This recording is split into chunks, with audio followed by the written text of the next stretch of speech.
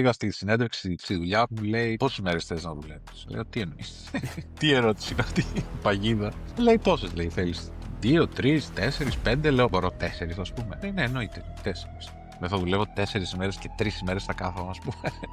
Μου λέει ναι, λέω οκ. Ξέρεις, περίμενα να βγει ο Φερεντίνος να κάνει μπιμπαμ, ξέρω εγώ. Τι είναι αυτό που λέτε, εγώ.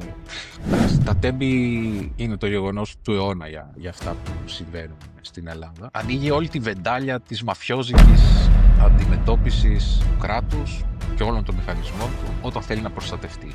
Πολλοί ομά, όπως και στην Αγγλία δηλαδή, Πακιστανοί, Ινδοί κλπ. Που είναι δηλαδή άνθρωποι αξιοπρεπέστατοι, γιατροί και πάει λέγονται. Δηλαδή, πραγματικά δεν θέλω καν να διανοηθώ τι θα γινόταν άμα π.χ. έμπαινε στο δημόσιο νοσοκομείο στην Ελλάδα και ερχόταν να σε εξετάσει Πακιστανός γιατρός. Δίνω στην Ελλάδα να κάνω τι. Να είμαι σε ένα σύστημα υγείας που δεν θα μου παρέχει αυτά που θέλω.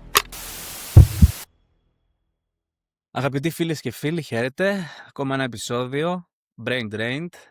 Σήμερα έχουμε τον αγαπητό, τον εκλεκτό μας φίλο από την Ολλανδία, τον Δημήτρη. Οπότε, για πες μας Δημήτρη, ποιος είσαι, από πού είσαι, με τι ασχολείσαι. Η καταγωγή μου είναι από το Βόλο. Λέμε και ηλικίες, έτσι. Είμαι 44 τον Ιούνιο θα γίνω. Τα τελευταία 16 χρόνια βρίσκομαι στην Ολλανδία. Τώρα στη Χάγη από το 2014.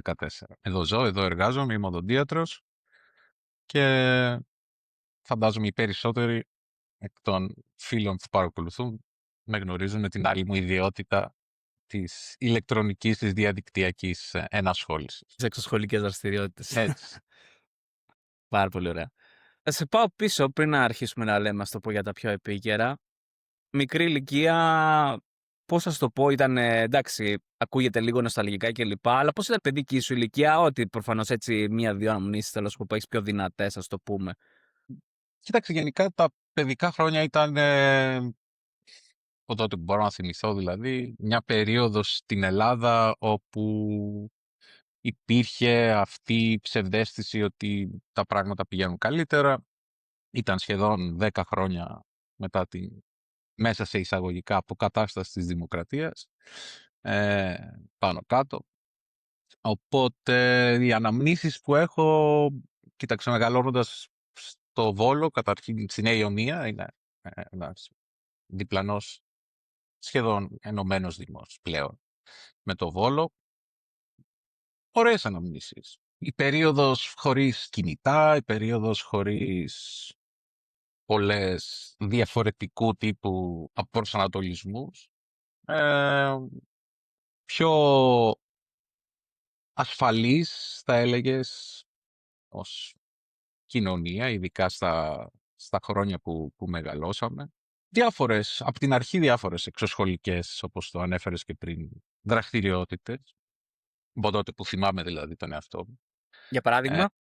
Για παράδειγμα, θυμάμαι Τετάρτη Δημοτικού πρέπει να ήταν, ή Τετάρτη Πέμπτη Δημοτικού, είχαμε τις πρώτες εκλογές στο σχολείο. Μου είχε κάνει εντύπωση τότε για να βγάλουμε το πενταμελές που έβγαινε. Δεν ξέρω καν με τι ασχολούμασταν στο δημοτικό ως πενταμελές, θα σου πω την αλήθεια. Αλλά μου είχε προξενήσει μεγάλο ενδιαφέρον και συμμετείχα. Μετά στο γυμνάσιο θυμάμαι βγάζαμε μια εφημερίδα εβδομαδιαία με άλλους μαθητές. Προσπάθησα και τον αθλητισμό, η αλήθεια είναι, αλλά δεν ήταν ποτέ το δυνατό μου σημείο. Το έκανα μέχρι κάποια χρόνια, αλλά μετά με κερδίσαν τα ποντίκια περισσότερο. Και αυτά μέχρι τα 18. Μετά την αποφοίτηση από το σχολείο, μετακόμισα στη Θεσσαλονίκη για τις σπουδές μου. Μια πολύ ενδιαφέρουσα, τώρα που το λες, εμπειρία των χρόνων εκείνων, ειδικά στο Λύκειο τα πρώτα χρόνια, ήταν, δεν ξέρω αν ισχύει ακόμα σαν πρόγραμμα, φυσικά θα ισχύει, δεν ξέρω αν το λένε το ίδιο. Ένα πρόγραμμα κινητικότητας μαθητών.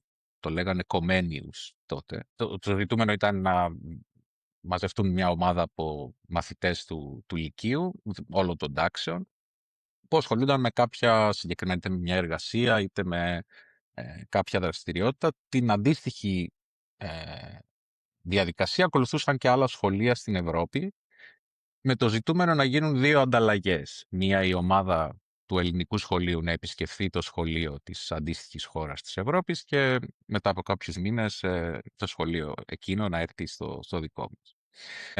Και με εμάς, δηλαδή με το σχολείο που πήγαινα στο Λύκειο, είχαν συνεργασία με ένα σχολείο της Ιρλανδίας. Οπότε ήταν το 97, κάπου εκεί, αν θυμάμαι καλά, 97-98, τον Δεκέμβριο, όπου πήγαμε μετά 25-30 άτομα του σχολείου, επισκεφτήκαμε το αντίστοιχο σχολείο της Ιρλανδίας, μέναμε μια εβδομάδα σε οικογένειες. Δηλαδή, κάθε μαθητής έπαιρνε έναν άλλο μαθητή στο σπίτι του. Οπότε μιλάμε για την Ιρλανδία του 1997-98. Η μαθήτρια η οποία είχε πάρει εμένα στο σπίτι έμενε, όπως και πολλοί εκείνοι του σχολείου, σε σπίτια που ήταν χιλιόμετρο το ένα από το άλλο, μέσα σε φάρμες. Είχε 13 αδέρφια, δηλαδή μπήκα σε ένα σπίτι που είχε τουλάχιστον 8 κρεβατοκάμαρες, μια μεγάλη κουζίνα και φυσικά το μεγαλύτερο σοκ ήταν το σχολείο. Ξαναλέω, Ιρλανδία του 1998, έτσι, και μπαίνουμε σε ένα σχολείο όπου δεν είχε καμία σχέση με τις φυλακές, με τα κλουβιά τα οποία ήταν και ακόμα εξακολουθούν να είναι όσα δεν καταραίουν στην Ελλάδα. Ένα σχολείο που είχε ξεχωριστή αίθουσα οικοκυρικής, ξεχωριστή αίθουσα για μεταλλουργία, δηλαδή ήταν δομημένες οι τάξεις με το αντικείμενο και εξοπλισμένες φυσικά και αντίστοιχα, ώστε να κάνουν αυτού του τύπου την εκπαίδευση στους μαθητές του. Αυτό ήταν το πρώτο σοκ. Μετά το δικό τους, όταν το καλοκαίρι ήρθαν στην Ελλάδα και μπήκαν στα δικά μας τα σχολεία και είδαν ακριβώς ποια είναι η μεγάλη διαφορά. Τους εντυπωσίαζε η νυχτερινή ζωή, όπως κάθε 16χρονο, 17χρονο στην Ελλάδα, αλλά το θέμα σύγκρισης είτε των εκπαιδευτικών συστημάτων είτε των εξοπλισμών ήταν πριν από 30 χρόνια η μέρα με τη νύχτα. Τώρα, αν θεωρήσω την εξέλιξη που έχει η Ιρλανδία τα τελευταία χρόνια, νομίζω ότι θα είναι ακόμα μεγαλύτερη. Αυτή ήταν μια ανάμνηση θετική. Πάρα πολύ ωραία η ιστορία σου. Δία εκεί πέρα, ας το πω, πότε ξεκινάς να σκέφτεσαι τι θα σπουδάσω, τι θέλω να γίνω όταν μεγαλώσω. Και εντάξει, πιο συνειδητοποιημένα δηλαδή, ώστε να πεις ότι ναι, στοχεύω εκεί. Νομίζω ότι είχα μπει, όπως και οι περισσότεροι με εισαγωγικά καλοί μαθητές, ας πούμε, στη λούπα, ότι εφόσον θα πας καλά στο σχολείο, θα κάνεις αυτό το οποίο σου δίνει τη δυνατότητα το σύστημα να το κάνεις στο έπακρο. Οπότε, επηρεαζόμενος και από τον περίκυρο, αυτά που άκουγες, ήταν θα γίνεις γιατρός. Ξέρεις, σε πιο μικρή ηλικία που δεν είσαι και πιο συνειδητοποιημένος. Τα πρώτα χρόνια που σκεφτόμουν τι θα ήθελα να κάνω ήταν να ασχοληθώ με τους υπολογιστές, γιατί από όταν θυμάμαι τον εαυτό μου, τα 6-7, λόγω της ιδιότητας του πατέρα μου που είχε σχέση με υπολογιστές, είχα πάντα έναν υπολογιστή στο σπίτι. Όχι δικό μου, αλλά υπήρχε πάντα ένας υπολογιστής στο σπίτι. Μπορώ να θυμηθώ τα πρώτα χρόνια, ας πούμε, του ίντερνετ, να ανοίξουμε μια σελίδα ή πράγματα που δεν ήταν σε καμία περίπτωση σε ευρεία χρήση. Τότε που έπρεπε να μην μιλάει κανένα στο τηλέφωνο για να μπορείς να μπει στο ίντερνετ, ή άμα χτυπήσει το τηλέφωνο να σε πετάξει από το ίντερνετ. Οπότε ήθελα να ασχοληθώ με τους υπολογιστές, αλλά καταλαβαίνοντας και τις δυνατότητες που μπορεί να σου δώσει μια άλλη επαγγελματική επιλογή, όταν ήρθε η ώρα για τα μηχανογραφικά, γιατί ήμασταν η πρώτη χρονιά του νέου συστήματος μετά την κατάργηση των δεσμών. Οπότε δώσαμε 14, αν θυμάμαι καλά, μαθήματα, πανελλαδικές εξετάσεις, 14 μαθήματα, θρησκευτικά μέσα κτλ. Στη Δευτέρα Λυκείου και άλλα 12 μετά στην Τρίτη Λυκείου. Οπότε έφτανε η ώρα για το μηχανογραφικό, άρχισα να συμπληρώνω, ξέρεις, στην ιατρική Αθήνας, Θεσσαλονίκης, λέω βάλω και τις άλλες ιατρικές. Και θυμάμαι ήμασταν στο φροντιστήριο όταν το συζητούσαμε με τους δασκάλους εκεί. Και εκείνη την ώρα τυχαίνει να μπει μέσα ένας παλιός μαθητής του φροντιστηρίου που σπούδαζε Θεσσαλονίκη. Και μπαίνει μέσα στο γραφείο, το θυμάμαι. Μη συμπληρώναμε, λέει, τι κάνετε, ξέρω εγώ το και το. Ναι. Λέω οδοντιατρική, δεν θα βάλετε, λέω οδοντιατρική. Λέω, από πού και ως πού, ξέρω εγώ. Έτσι το έβλεπα τότε. Λέω, εντάξει, δεν με ενδιαφέρει, αλλά θα το βάλω, ρε παιδί. Και βάζω ιατρική Αθήνας, ιατρική Θεσσαλονίκη και σταματάει. Λέει, ήμουν σίγουρο δηλαδή ότι θα μπω σε κάποια από τις ιατρικές και. Βλέπω. Λοιπόν, βγαίνουν τα αποτελέσματα. Θυμάμαι κάπου στα 19.400 μόρια. Λέω, εντάξει, δεν υπάρχει περίπτωση. Άνετα. Λοιπόν, ήταν η πρώτη χρονιά. Η ιατρική πρέπει να είχε φτάσει τελευταία Αλεξανδρούπολης 19.600. Αν θυμάμαι τώρα. Καλά, πάνε πολλά χρόνια. Και μπαίνω ιατρική Θεσσαλονίκης. Για την φούσκα στην οποία είχα βάλει τον εαυτό μου μέσα άθελά μου, το θεώρησα μια τεράστια αποτυχία. Δηλαδή, καθόμουν, θυμάμαι τις πρώτες ώρες και λέω, γιατί απέτυχα τόσο στη ζωή μου, τι πήγε λάθος.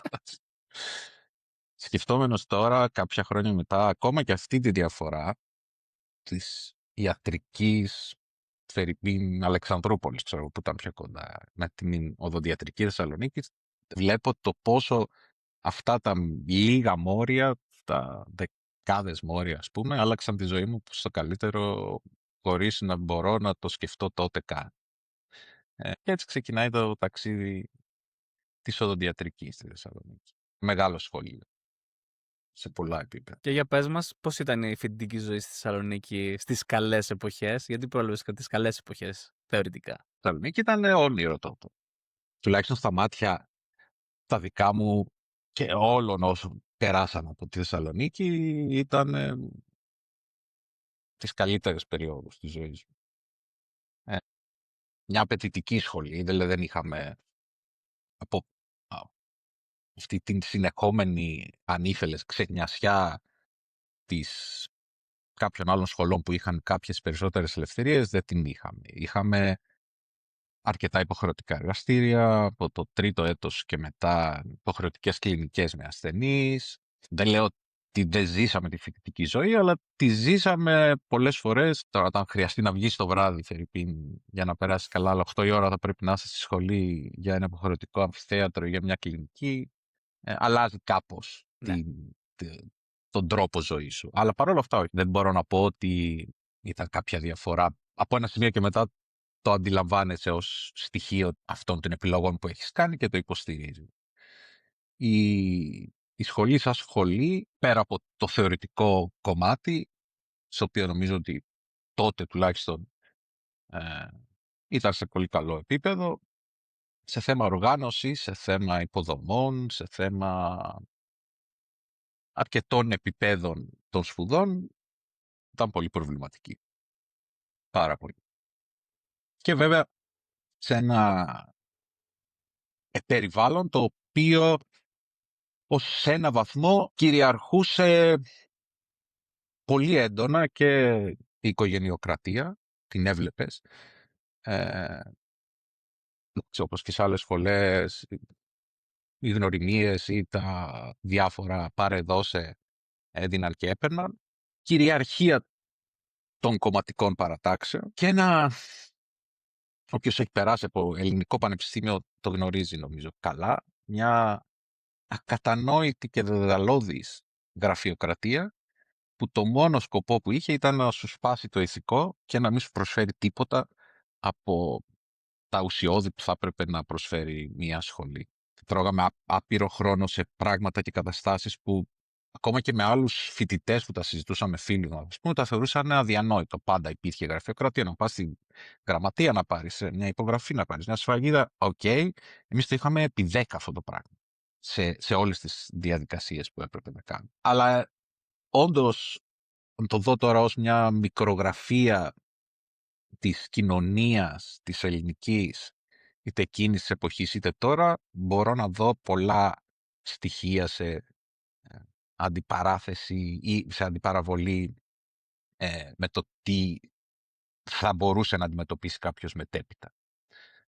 Και γι' αυτόν τον λόγο, ενώ όπως όλοι πρώτη επαφή την έχεις με εκείνο το εσχρό σύστημα της εγγραφής των πρωτοετών φοιτητών από κομματικά κοράκια που πέφτουν πάνω σου να ρουφήξουν ό,τι μπορούν, και όντως μπαίνοντας ως πρωτάρης κάπου και έρθει κάποιος και σε πιάσει, αμέσως νιώθεις κάπως, αλλά όταν περνάει κάποια λεπτά ή κάποιες ώρες για κάποια χρόνια, καταλαβαίνουν ότι θα πρέπει είτε να απομακρυνθούν από αυτό είτε να δράσουν με έναν διαφορετικό τρόπο, και αυτό επιλέξαμε να κάνουμε. Είχα την τύχη να υπάρχει στην οδοντιατρική του Άπουθου ένα από τα παλαιότερα ανεξάρτητα σχήματα του Αριστοτελείου,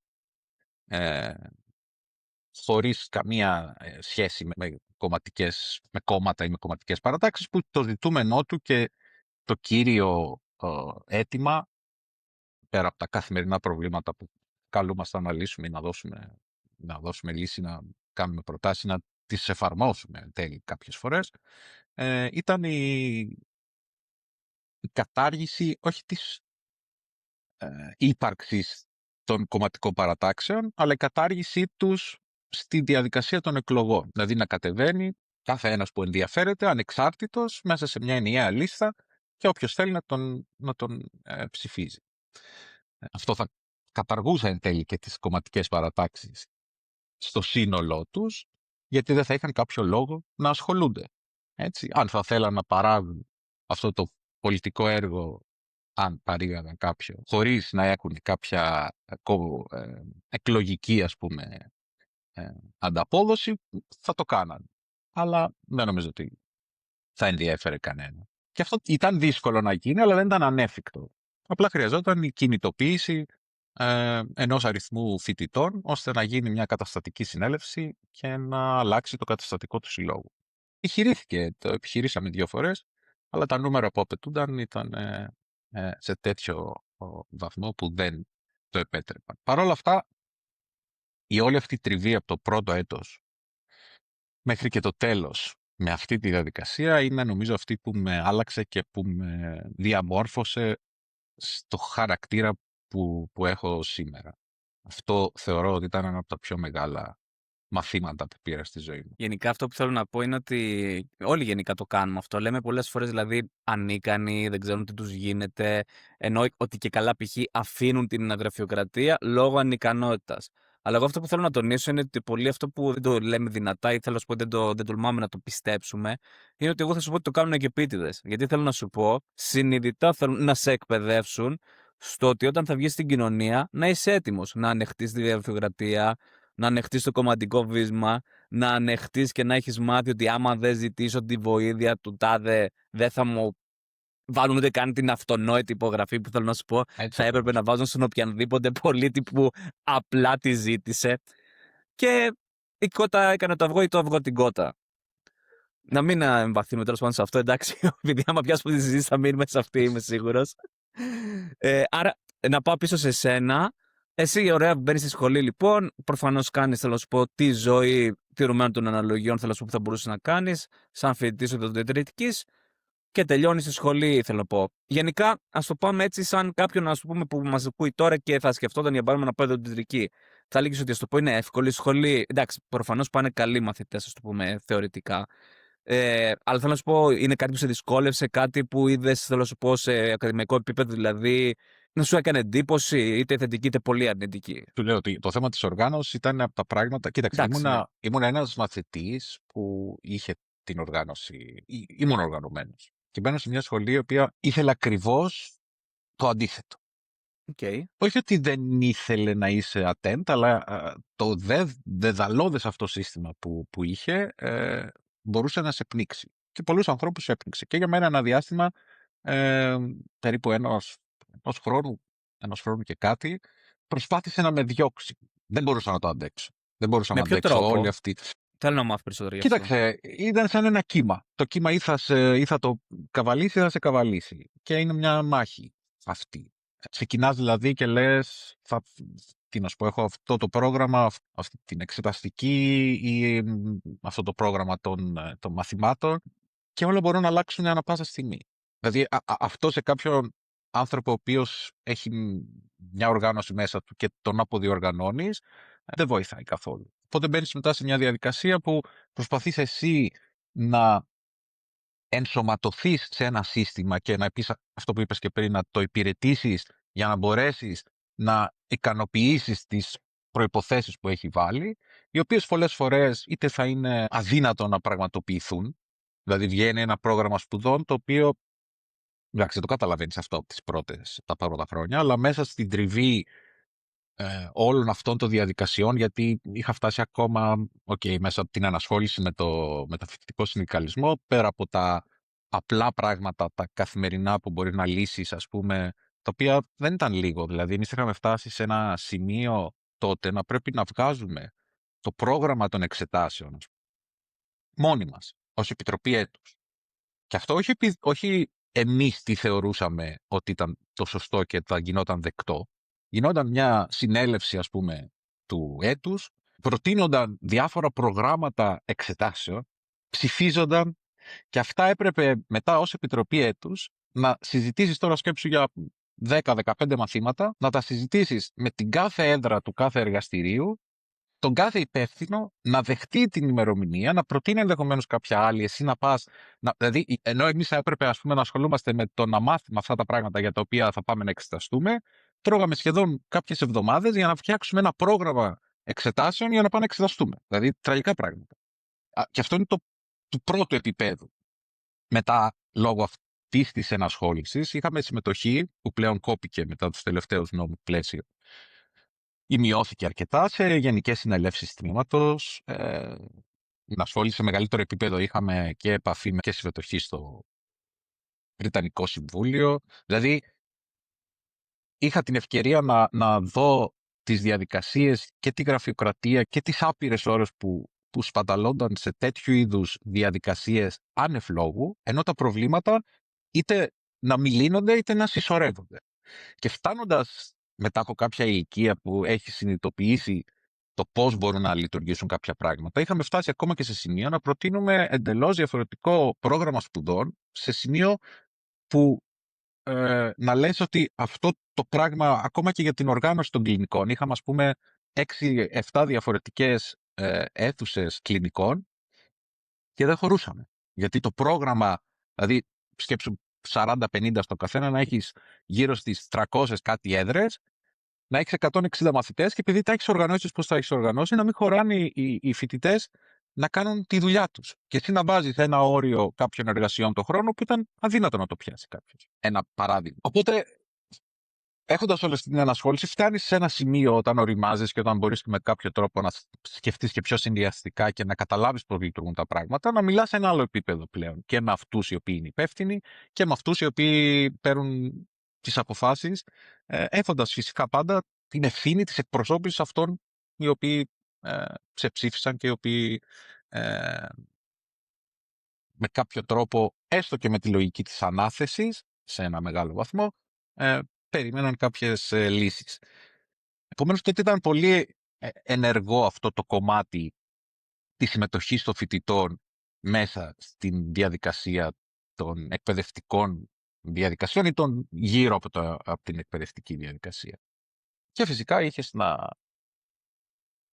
αντιμετωπίσεις και την καθηγητική αυθαιρεσία, την οποία ένας φοιτητής ο οποίος θα την δεχτεί ή θα κάνει τα στραβά μάτια ή δεν θα τον επηρεάσει, δεν είναι όλοι το ίδιο. Οπότε εκεί νομίζω ότι αρχίζει αυτή η διαδικασία να σε τροποποιεί και να σου μαθαίνει κάποια πράγματα τα οποία θα καταλάβεις και για αργότερα πώς μπορεί να σου φανούν χρήσιμα στις διαδικασίες της κοινωνίας έξω. Μια μικρογραφία της κοινωνίας ήταν και το θετικό στο τελείωμα αυτής της περίοδου στη Θεσσαλονίκη ήταν ότι είχαμε τη χαρά να ζήσουμε συμμετέχοντας στις κινητοποιήσεις του 2006 για τον τότε νόμο πλαίσιο, το καθολικό κλείσιμο με καταλήψεις σε όλη την Ελλάδα. Και ήταν, ας πούμε, για μας η πρώτη φορά στην οδοντιατρική μετά από 30 χρόνια που αποφασίστηκε κατάληψη του κτηρίου. Σκέψου γιατί συνθήκες, θα μου πεις είναι κάποιο επίτευγμα. Για εκείνη την περίοδο, για το περιβάλλον και για το ξεσηκωμό που είχε δημιουργηθεί, θα ήταν μεγάλη ντροπή να ήμασταν η μοναδική σχολή που δεν είχε κάνει κατάληψη σε όλη την Ελλάδα. Οπότε ζήσαμε τότε, όπως και πάρα πολλές σχολές, ιστορικές συγκεντρώσεις και φοιτητικές συνελεύσεις με ρεκόρ συμμετοχών και όλη αυτή η διαδικασία της κινητοποίησης, είτε με πορείες, είτε με τις καταλήψεις και με τα δρόμενα που οργανώνονταν, ήταν η πρώτη σφαλιάρα της κυβέρνησης Καραμαλή μετά από 2 χρόνια που τις είχε πάει πρίμα όλα. Και τότε καταλάβαμε αυτοί που συμμετείχαν στις κινητοποιήσεις το πώς, γιατί τότε να σκεφτείς 2006 δεν υπήρχε ούτε Facebook, δεν υπήρχε ούτε Twitter, δεν υπήρχαν αυτά τα πράγματα. Επομένως η κύρια πηγή πληροφόρηση ήταν η τηλεόραση τότε.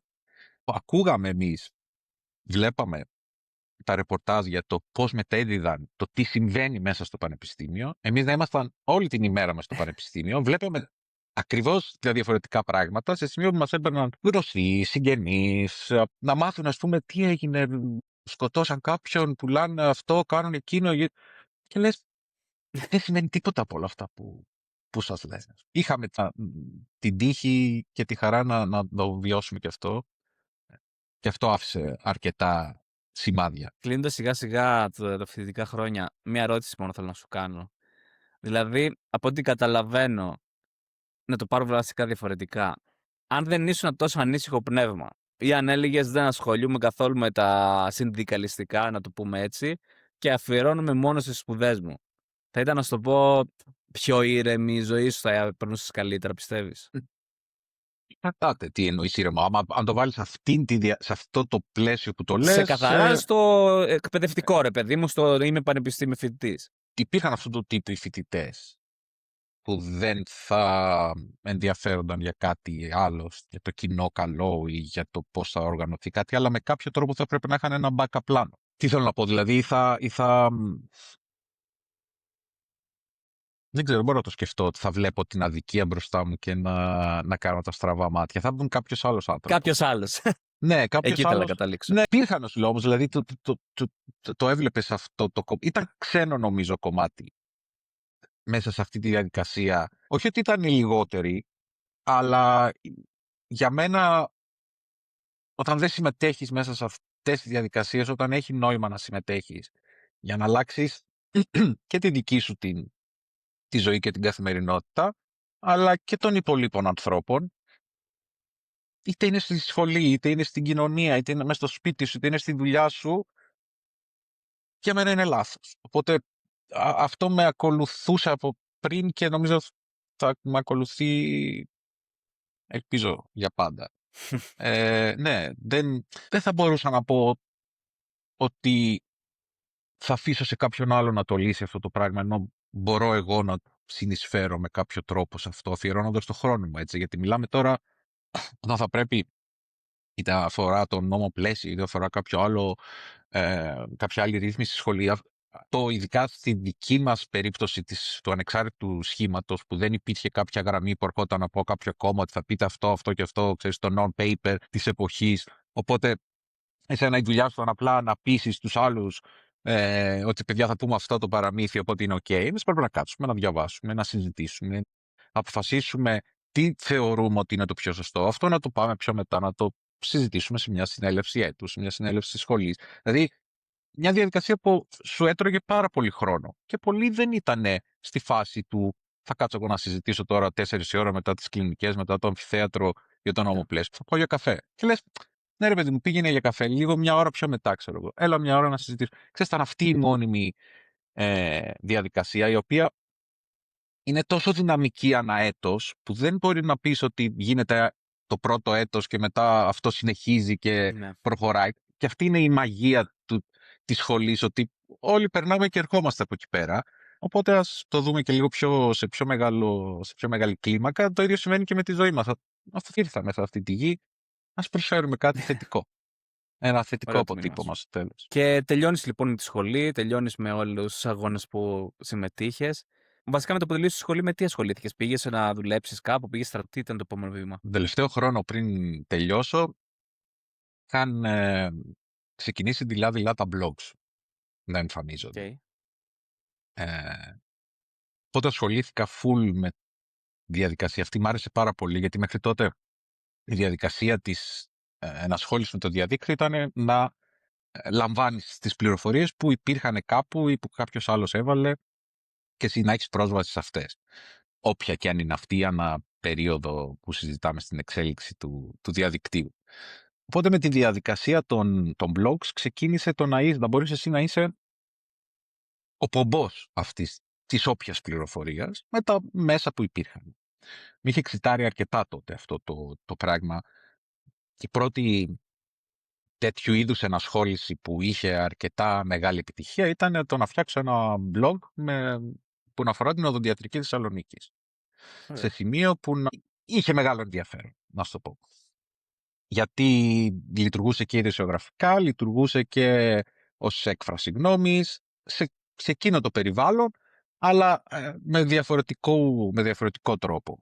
Οπότε αυτό ήταν ένα κομμάτι που συνδυάστηκε με το τέλος των σπουδών και ήθελα να επιχειρήσω στον πρώτο χρόνο μετά τις σπουδές να το επεκτείνω και έξω από τη σχολή. Εφόσον τελείωσα, ήθελα να δω τι επιλογές με τα τότε τεχνολογικά εργαλεία υπάρχουν, ώστε αυτό να αξιοποιηθεί σε επίπεδο οδοντιατρικών συλλόγων, σε επίπεδο... Δηλαδή είχα φτιάξει μια πλατφόρμα μετά από 1-2 χρόνια, η οποία είχε οδοντιατρικές αγγελίες για δουλειές, είχε οδοντιατρικές αγγελίες για αγορά και πώληση προϊόντων, πέρα από τα ειδησιογραφικά, θέματα που αφορούσαν τους συλλόγους, εκδηλώσεις, έκανα ανταποκρίσεις από συνέδρια οδοντιατρικά, είχα συνεργασία με εταιρείες της Αγγλίας.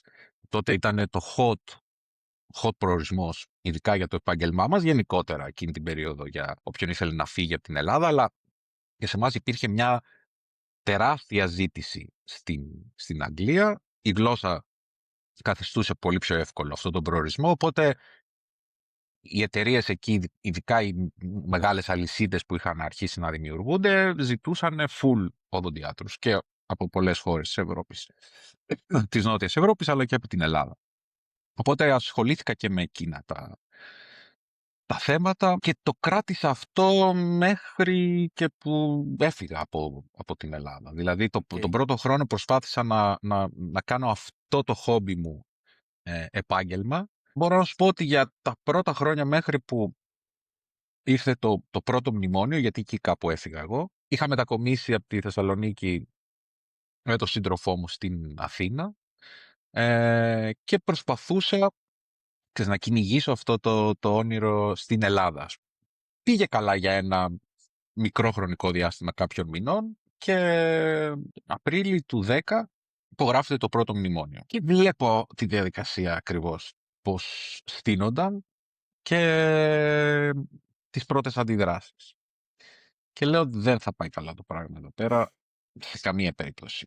Οπότε αυτό που έκανα, μόλις τελειώσει το καλοκαίρι, λέω φεύγω από την Αθήνα και θα πάω στην Αγγλία.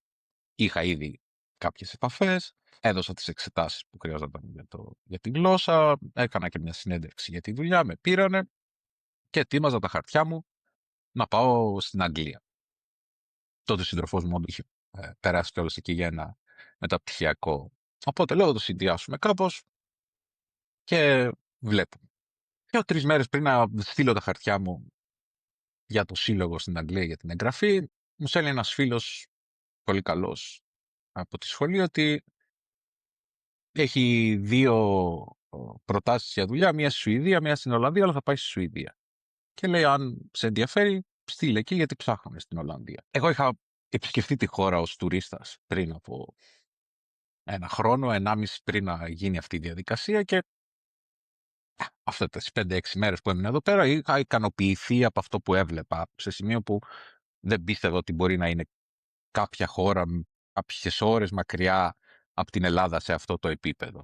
Οπότε ήταν μια πολύ θετική εξέλιξη και χωρίς να είναι προγραμματισμένη, και σχετικά με τα δεδομένα εκείνης της εποχής ρυθμίστηκαν όλες οι διαδικασίες μέσα σε 1-1,5 μήνα. Δηλαδή εκεί που ήμουν έτοιμος για την Αγγλία, όπως είχα τα χαρτιά μου, τα παίρνω και τα στέλνω στην Ολλανδία με τις μεταφράσεις που χρειαζόταν.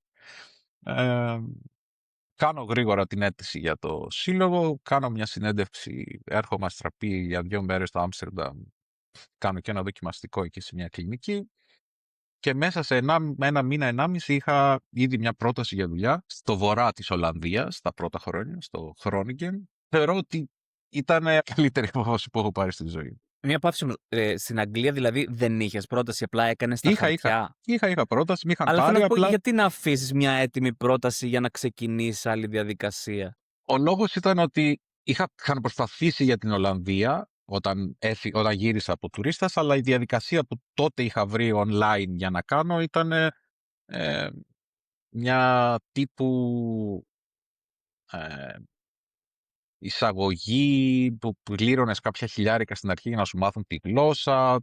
Δεν υπήρχαν αυτά τα χρήματα, δεν υπήρχε αυτή η άνεση να το κάνω αυτό, οπότε το άφησα. Ήταν όμως ένα στόχος που ήθελα να πιάσω σε σχέση, συγκρίνοντάς το με την Αγγλία. Ακόμα και τώρα η Αγγλία δεν μου ταιριάζει. Θα πήγαινα γιατί ήταν η εύκολη διαδικασία του, ξέρω τη γλώσσα, ξέρω πώς λειτουργεί το σύστημα που θα έπρεπε να το μάθεις. Είχα την πρόταση για δουλειά, οπότε λέω πάμε και βλέπουμε όσο κρατήσει. Αυτό που έχω δει, είδα και εξακολουθώ να βλέπω από τον τρόπο ζωής, ας πούμε, στην Αγγλία, δεν νομίζω ότι θα μου τέριαζε.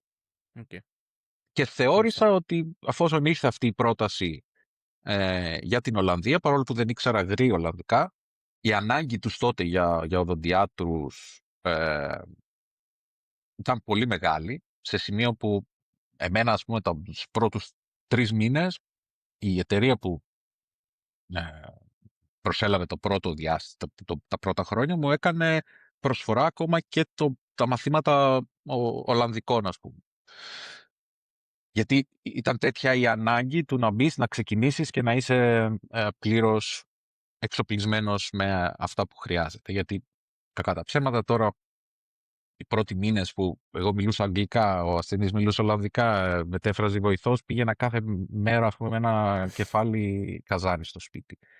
Όλη αυτή η ανάγκη με έσβρωξε πολύ πιο γρήγορα στο να μάθω τη γλώσσα, γιατί ξέρεις, υπάρχουν πολλοί άνθρωποι που θα έρθουν εδώ, δεν θα χρειαστεί να μιλήσουν στη δουλειά τους στα Ολλανδικά, γιατί θα είναι κάποια διεθνής εταιρεία που θα έχουν τα αγγλικά ως κύρια γλώσσα επικοινωνίας, ας πούμε. Οπότε δεν μαθαίνουν τόσο εύκολα ή δεν μπαίνουν στη διαδικασία να μάθουν τη γλώσσα, παρά μόνο αν το θέλουν. Αλλά σε εμάς είναι κύριο συστατικό η επικοινωνία με τον ασθενή, οπότε αυτό βοήθησε πάρα πολύ στο να μπω κατευθείαν και να μάθω τη γλώσσα, και φυσικά όταν τη χρησιμοποιείς κάθε μέρα, αυτό γίνεται ακόμα πιο εύκολο.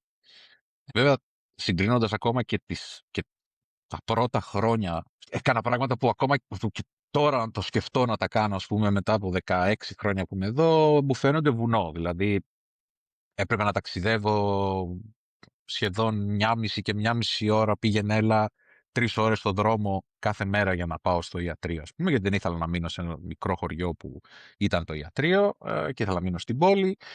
Οπότε κάπως η μέρα ξεκινούσε γύρω στις 6 παρά, γιατί 6:40 έπρεπε να πάρω το πρώτο μεταφορικό μέσο, να με πάει στο σταθμό.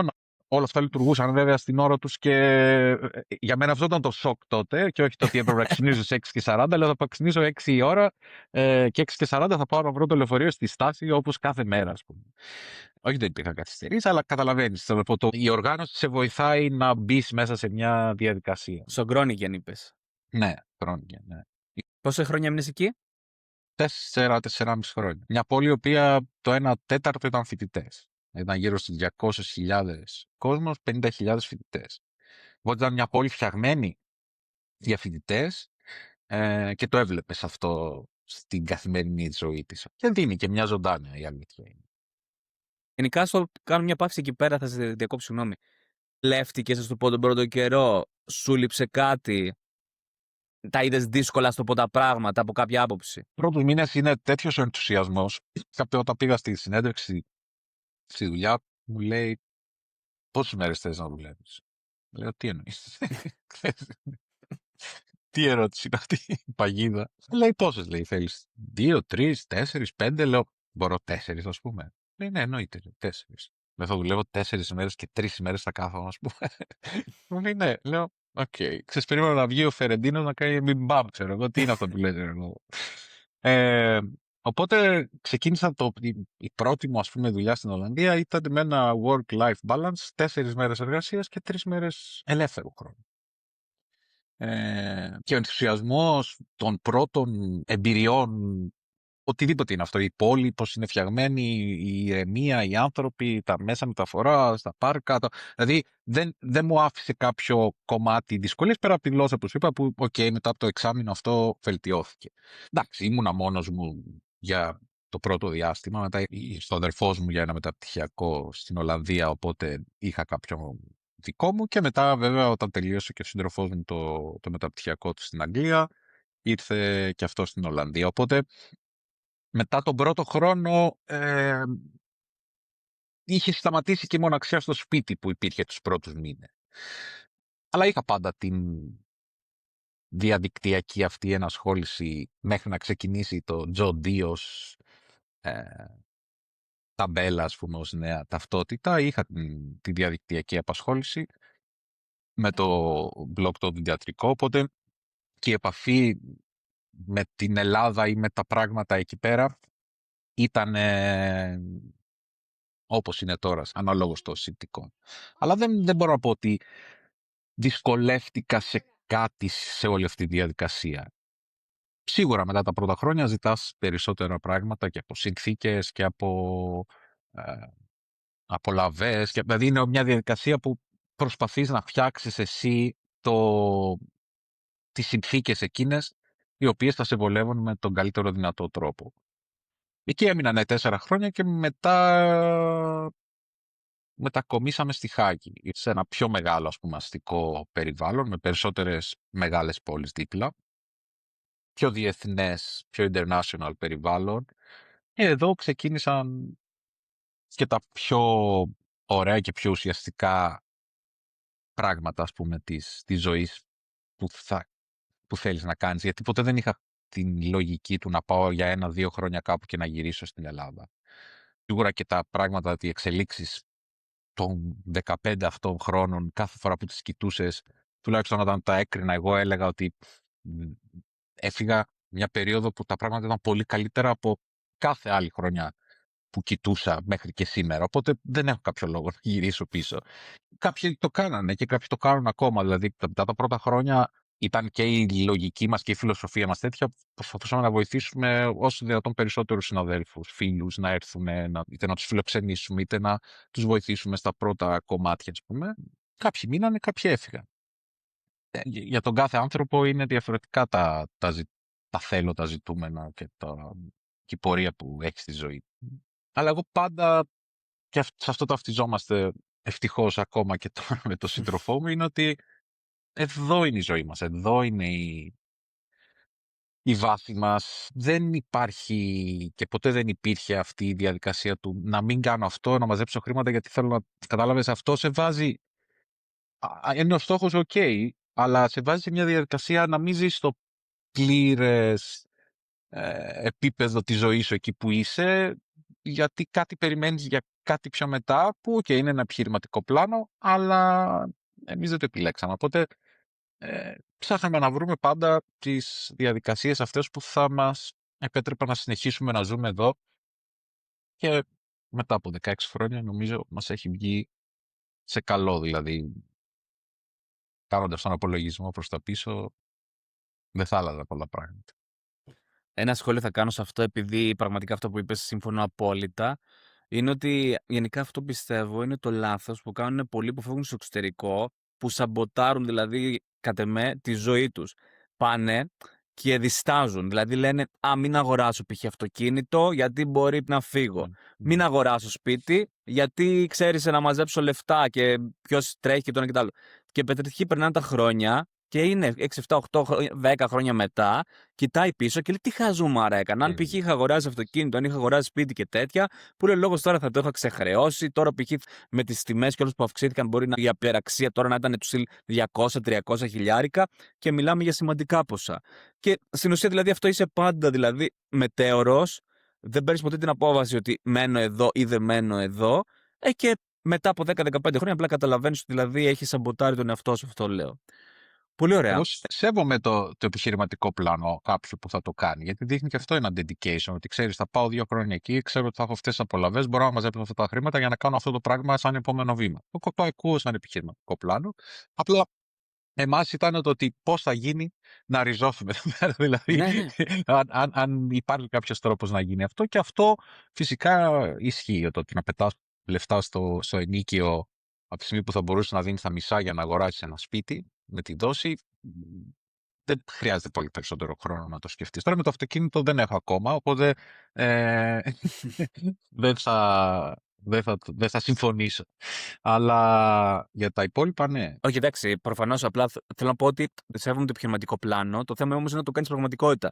Γιατί Ναι. άλλοι λένε για 2 χρόνια θα μαζέψω λεφτά και θέλω να σου πω φτάνουν στα 10, στα 15. Ναι. Και ενώ ήταν επιχειρηματικό πλάνο, δεν έγινε ποτέ πράξη. Σωστό. Αυτό είναι δηλαδή το πρόβλημα, το να είσαι μετέωρος. Όπως και να έχει, όσον αφορά το επαγγελματικό τομέα, θέλω λίγο να μείνουμε. Πώς είναι να είσαι οδοντίατρος στην Ολλανδία? Δηλαδή, θέλω να σου πω, π.χ. στην Αγγλία είναι περισσότερο ιδιωτικός ο τομέας. Δηλαδή, δεν ξέρω κανένα να είναι οδοντίατρος στο δημόσιο. Είναι και στην Ολλανδία, έτσι. Πώς είναι? Κοίταξε, στην Αγγλία, από ό,τι θυμάμαι, τουλάχιστον έχω καιρό να τα ψάξω για να σου πω update για το σήμερα. Η αλήθεια είναι αυτή. Αλλά όταν το είχα ψάξει, ήταν όντως αυτό το μοιρασμένο σύστημα σε NHS επίπεδο και σε private επίπεδο. Αυτό δεν υπάρχει εδώ σαν διαχωρισμός. Αυτό που υπάρχει εδώ είναι ότι θα είναι το μεγαλύτερο ποσοστό των ιατρίων θα είναι μικρά ιατρία. Αν και τα τελευταία χρόνια υπάρχει μεγάλη εξαγορά από αλυσίδες, αλλά είναι τα περισσότερα μικρά ιατρία. Μεγάλη ζήτηση που δημιουργεί ευκαιρίες, τουλάχιστον τα πρώτα χρόνια, γιατί μετά βάλανε από μόνοι τους μια διαδικασία να δυσκολέψουν την έλευση περισσότερων ανθρώπων με πολλές ελεύθερη διακίνηση μέσα στην Ευρώπη και τα λοιπά, αλλά ξέρεις, ο κάθε σύλλογος μπορεί να βάλει τα δικά του standards τα οποία χρειάζεται. Πλέον είναι πολύ πιο δύσκολο να πάρεις ακόμα και την άδεια ασκήσεως επαγγέλματος από ό,τι ήταν κάποια χρόνια πριν. Το ιδιαίτερο βέβαια που υπάρχει εδώ και μου είχε κάνει εντύπωση από την πρώτη στιγμή ήταν ένα κομμουνιστικό μέτρο που έχει η Ολλανδία, καρδιά του καπιταλισμού, είναι ότι οι οδοντιατρικές και οι ιατρικές τιμές, αλλά αφού μιλάμε τώρα για την οδοντιατρική, οι οδοντιατρικές τιμές είναι καθορισμένες κάθε χρόνο από το κράτος. Στο Υπουργείο δηλαδή βγάζει μια λίστα που λέει ότι το σφράγισμα κάνει τόσο, η εξαγωγή δοντιού κάνει τόσο. Υπάρχει ένα βιβλιαράκι αρκετά μεγάλο με κάθε κωδικό που χρησιμοποιείται στα declarations που κάνεις, ας πούμε, ως οδοντίατρος, τα οποία κάθε χρόνο προσαρμόζονται και είναι σταθερά από το κράτος. Δεν έχει δηλαδή το ότι εγώ θεωρώ ότι είμαι καλύτερος και θα βάλω διπλάσια τιμή από τον άλλον ή ο άλλος θα το βάλει πιο μισό για να... Δεν υπάρχει αυτό το πράγμα. Το δοκιμάζανε τα πρώτα χρόνια που ήμουν εδώ, το 12, αν θυμάμαι καλά, για ένα εξάμηνο. Το κάνανε ελεύθερο γιατί ζητούσαν εδώ οι συνάδελφοι να είναι ελεύθερη αγορά και στις οδοντιατρικές τιμές. Είδε ο αρμόδιος οργανισμός του Υπουργείου ότι κατά μέσο όρο στο εξάμηνο πήραν γύρω στο 30% πάνω οι τιμές και λέει έτσι είστε. Πάμε ξανά στο ίδιο το μοντέλο, το σταθερό, το ορισμένο από το κράτος. Πες το αυτό τώρα στην Ελλάδα ότι θα κάνεις αυτή την παρέμβαση την κρατική σε τέτοιου είδους σημαντικό κομμάτι που είναι η υγεία και θα σε κυνηγάνε με τις πέτρες.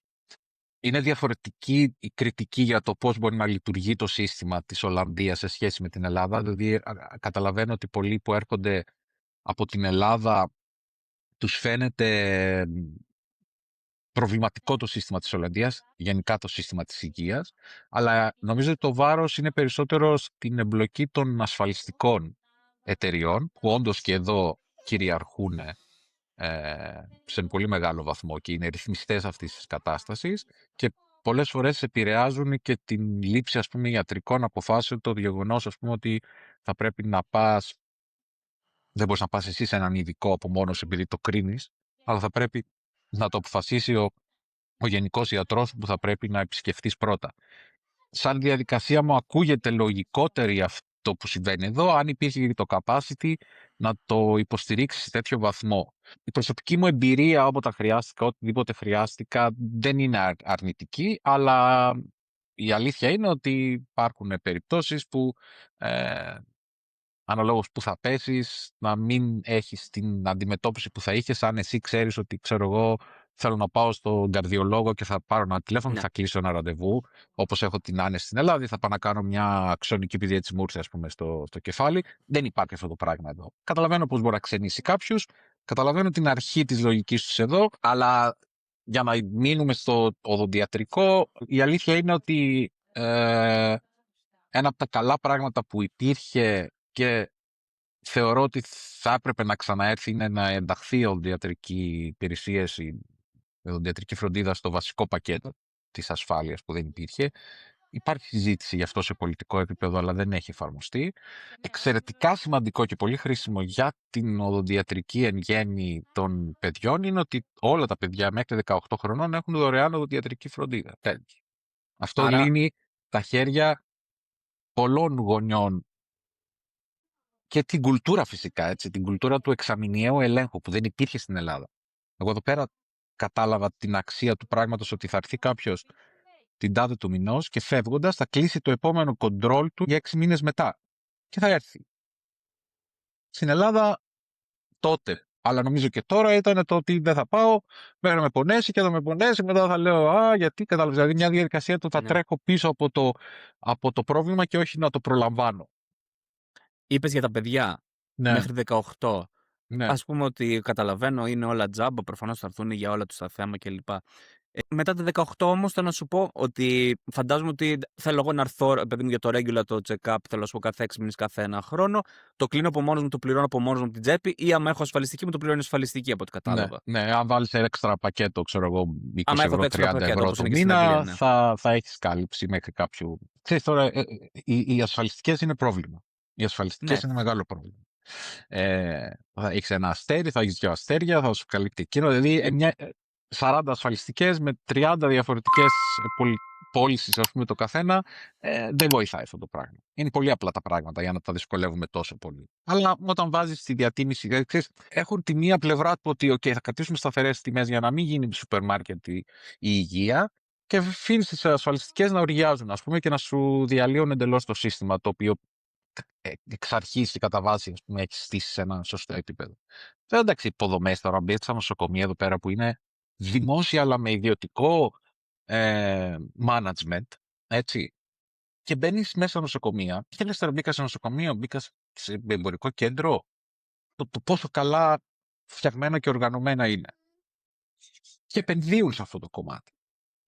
Το δικό μας το θέμα, επειδή τα τελευταία χρόνια, ας πούμε, από το 2019, τα τελευταία 7 χρόνια σχεδόν, δουλεύω μόνο σε χώρους των νοσοκομείων για τα έκτακτα οδοντιατρικά περιστατικά. Και αυτό ήταν μια ιδιωτική πρωτοβουλία. Δηλαδή και αυτή η διαδικασία δεν είναι μια διαδικασία υπηρεσίας του νοσοκομείου, με την έννοια του ότι έφτιαξε το νοσοκομείο δικό του department οδοντιατρικών επιγόντων περιστατικών, αλλά ήταν μια ιδιωτική πρωτοβουλία η οποία συνεργάζεται με το νοσοκομείο να παρέχει το χώρο, ξέρεις, δίνοντας ένα ενίκιο, ώστε να προσφέρει αυτή την υπηρεσία μέσα σε ένα πιο προστατευμένο και ασφαλές περιβάλλον και για τους ασθενείς, γιατί θα πας το απόγευμα, θα πας το βράδυ, θα πας ώρες που θα πρέπει όλοι να νιώθουν πιο ασφαλείς από το να πας σε μια γειτονιά ενός οδοντιατρίου που μπορεί να μην, ξέρεις, εκτός ωρών business hours, να μην νιώθεις την ίδια ασφάλεια ενδεχομένως στο χώρο εργασίας. Οπότε έχω δει τη διαδικασία, το πώς λειτουργεί το νοσοκομείο και από μέσα, με τα καλά του και με τα κακά του. Χρόνος λήψης απόφασης, ας πούμε, μιας διαδικασίας σε σχέση με να έχεις ένα οδοντιατρίο εκτός αυτής της φάσης είναι πιο γρήγορος εκτός από τη μέσα. Αλλά έχοντας τη δυνατότητα να είσαι μέσα σε αυτό το σύστημα και να μπορέσεις να συνεργαστείς και με τα επίγοντα περιστατικά του νοσοκομείου όταν θα χρειαστεί και με το τμήμα της γναθοχειρουργικής, το οποίο στεγαζόμαστε όταν θα χρειαστεί για πιο δύσκολα περιστατικά, για ατυχήματα που θα χρειάζεται όντως κάποιος γναθοχειρουργός. Έχεις μια ευρεία δυνατότητα να παρέχεις στον ασθενή περισσότερα πράγματα από τον να πεις εδώ είμαι απλά στο διατρείο, δεν μπορώ να σου προσφέρω αυτό το πράγμα, πήγαινε στο νοσοκομείο. Αυτή η διαδικασία κάπως στο δικό μας το κομμάτι των επιγόντων περιστατικών είναι αρκετά βοηθητικό το τι είναι μέσα στο χώρο του νοσοκομείου. Το να είσαι οδοντίατρος στην Ολλανδία, νομίζω αν ξεπεράσεις το κομμάτι και μάθεις τη γλώσσα, για τον εργαζόμενο, για τον οδοντίατρο, είναι αρκετά καλές οι συνθήκες. Και από άποψη οικονομική και από άποψη αυτό που σου είπα πριν. Δηλαδή, αν σκεφτείς ότι εμένα ως εναρκτήρια δουλειά ήταν το 24 ώρες την εβδομάδα, έτσι, 8 ώρα, 32 ώρες την εβδομάδα, και τις υπόλοιπες να είσαι free, και να μπορείς να βγάζεις αυτά που χρειάζεται για να συντηρείσαι και να αποταμιεύεις, νομίζω ότι είναι από τους πιο προνομιούχους. Ακόμα και από την Αγγλία, σίγουρα και από την Γερμανία. Ξέρω ότι έχουν άλλο σύστημα, ή τη Σουηδία, που είναι χώρες οι οποίες θα επιλέξουν αρκετοί, ας πούμε, συνάδελφοι τα τελευταία χρόνια να πάνε. Λοιπόν, σου δίνει εδώ μια ελευθερία διαφορετική αν θέλεις να το κάνεις.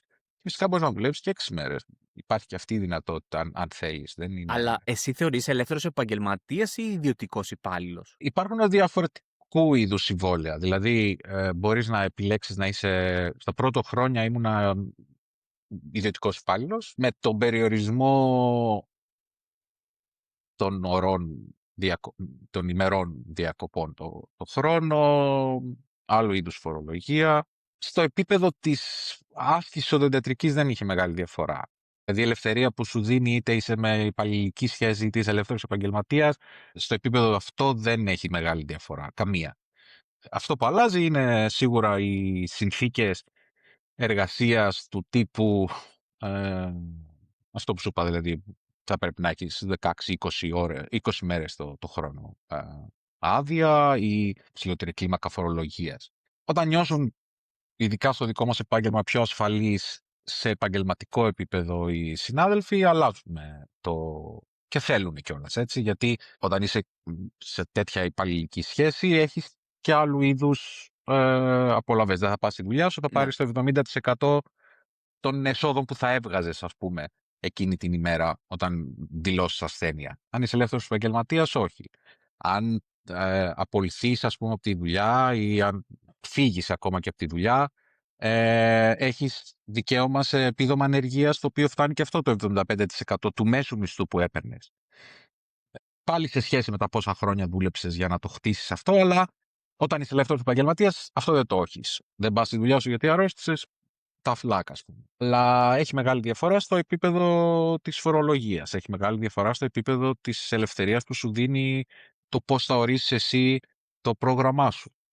Και πλέον έχοντας και αυτήν, γιατί τα πρώτα χρόνια από το 10 μέχρι το 19, ας πούμε, στα 2 ιατρία που δούλεψα και στο Χρόνιγεν και εδώ στη Χάγη, ήταν το πρώτο με υπαλληλική σχέση, το δεύτερο ως ελεύθερος επαγγελματίας.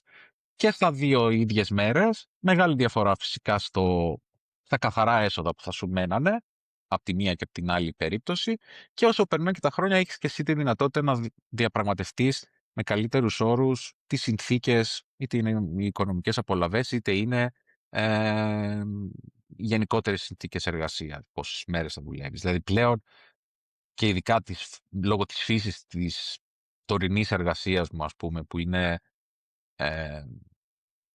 συνήθως κάποια απογεύματα μέσα στη βδομάδα και κάποιες ώρες τα Σαββατοκύριακα. Αλλάζει κάθε φορά. Τα τελευταία 5 χρόνια έχω και την γενικότερη ευθύνη αυτής της κλινικής που λειτουργεί εδώ στη Χάγη για όλη την περιοχή των επιγόντων περιστατικών. Οπότε, πέρα από το καθαρά οδοντιατρικό κομμάτι, στο οποίο απασχολούμε 15, max 20 ώρες την εβδομάδα, Okay. έχω και το οργανωτικό, το τύπου management, είτε συνεντεύξεις, είτε πρόγραμμα για τη δουλειά, τις παραγγελίες, πράγματα τα οποία ρυθμίζουν πλήρως και το χώρο εργασίας μου. Δηλαδή, φτάνοντας σε αυτό το επίπεδο, πλέον νομίζω ότι το επόμενο στάδιο είναι του έχω κάποιο ιατρείο δικό μου, αλλά δεν είναι και αυτό μέσα στα πλάνα. Με την έννοια του ότι εκεί αυξάνονται μετά σε διαφορετικό τρόπο οι υποχρεώσεις που έχεις και ο χρόνος που θα πρέπει να αφιερώνεις αυτό το πράγμα. Νομίζω ότι τώρα έχει βρεθεί η χρυσή τομή ώστε να μου επιτρέπει, ξέρεις, όλα τα πρωινά μου να είναι... Έχω ξεχάσει τι σημαίνει ξυπνάω, που το έκανα για πολλά χρόνια. Θυμάσαι πως σου είπα στην αρχή, να ξυπνήσω σε 6 παρά, τώρα ας πούμε δεν ξέρω τι είναι ξυπνητήρι το πρωί. Και νομίζω ότι Ωραίο. είναι μεγάλο προτέρημα. Απ' την άλλη, έχω κάποια απογεύματα μέσα στην εβδομάδα που έχω εφημερία και τα απογεύματα αυτά θα πρέπει να είμαι on call και μέσα στη νύχτα. Σε περίπτωση που γίνει κάτι έκτακτο, πέσει κάποιος με το ποδήλατο ή οτιδήποτε, κάποιο ατύχημα, κάτι που δεν μπορεί να περιμένει και μπορεί να σε πάρουν τηλέφωνο και να πας στη δουλειά. Ξέρεις, είναι κάπως η εβδομάδα, η normal, το 9-5 free Σαββατοκύριακα είναι εντελώς ανάποδο και όχι πλήρως. Οπότε θεωρώ ότι έχει γίνει καλή ρύθμιση στο εργασιακό κομμάτι. Έστω ότι τώρα θέλει ένας νέος απόφοιτος από την Ελλάδα να έρθει η Ολλανδία. Είπες κιόλας ότι η διαδικασία έχει γίνει λίγο πιο δύσκολη.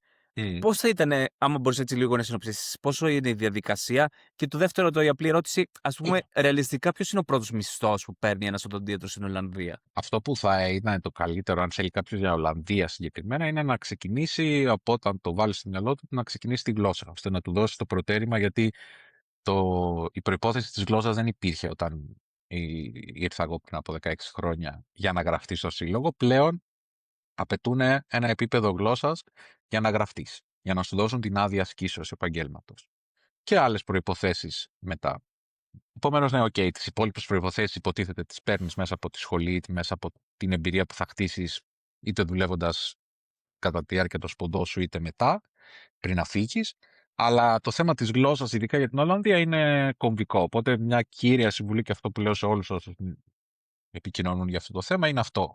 Τώρα, στο επίπεδο των απολαβών, υπάρχουν και συμβόλαια που μπορεί να πει κάποιος ότι θα έρθω, θα δουλεύω, ξέρω εγώ, 1.000 ώρες και θα παίρνω ένα σταθερό μισθό. Δεν είναι τόσο σύνηθες αυτό στη δουλειά μας, γιατί ακριβώς δεν συμφέρει κανέναν, ούτε τον οδοντίατρο πολλές φορές, ούτε αυτό που θα σου προσφέρει είτε την εταιρεία, είτε είναι ο οδοντίατρος ιδιοκτήτης του ιατρείου, ας πούμε, ένα τέτοιο συμβόλαιο, γιατί τα πιο δημοφιλή συμβόλαια είναι ποσοστιαία με βάση το τζίρο που θα παράξεις εσύ με τη δουλειά που θα κάνεις. Δηλαδή, αν πας εσύ σε ένα οδοντιατρείο που θα είναι full γεμάτο με ασθενείς, γιατί έχουν έλλειψη, γιατί κάποιος έφυγε, κατάλαβες, τέτοιου είδους διαδικασία και βρεις μια γεμάτη ατζέντα από τις 8 μέχρι τις 5, ας πούμε, υπάρχει δυνατότητα να βγάλεις και όσα θα είναι ο κατώτατος μισθός στην Ελλάδα μέσα σε μια μέρα.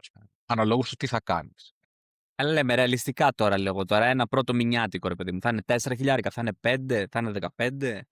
Όταν ξεκίνησα εγώ, ένας μέσος μισθός τότε πριν από 16 χρόνια ήταν γύρω στα 3.500-4 χιλιάρικα με 4 μέρες δουλειάς. 4 μέρες την εβδομάδα.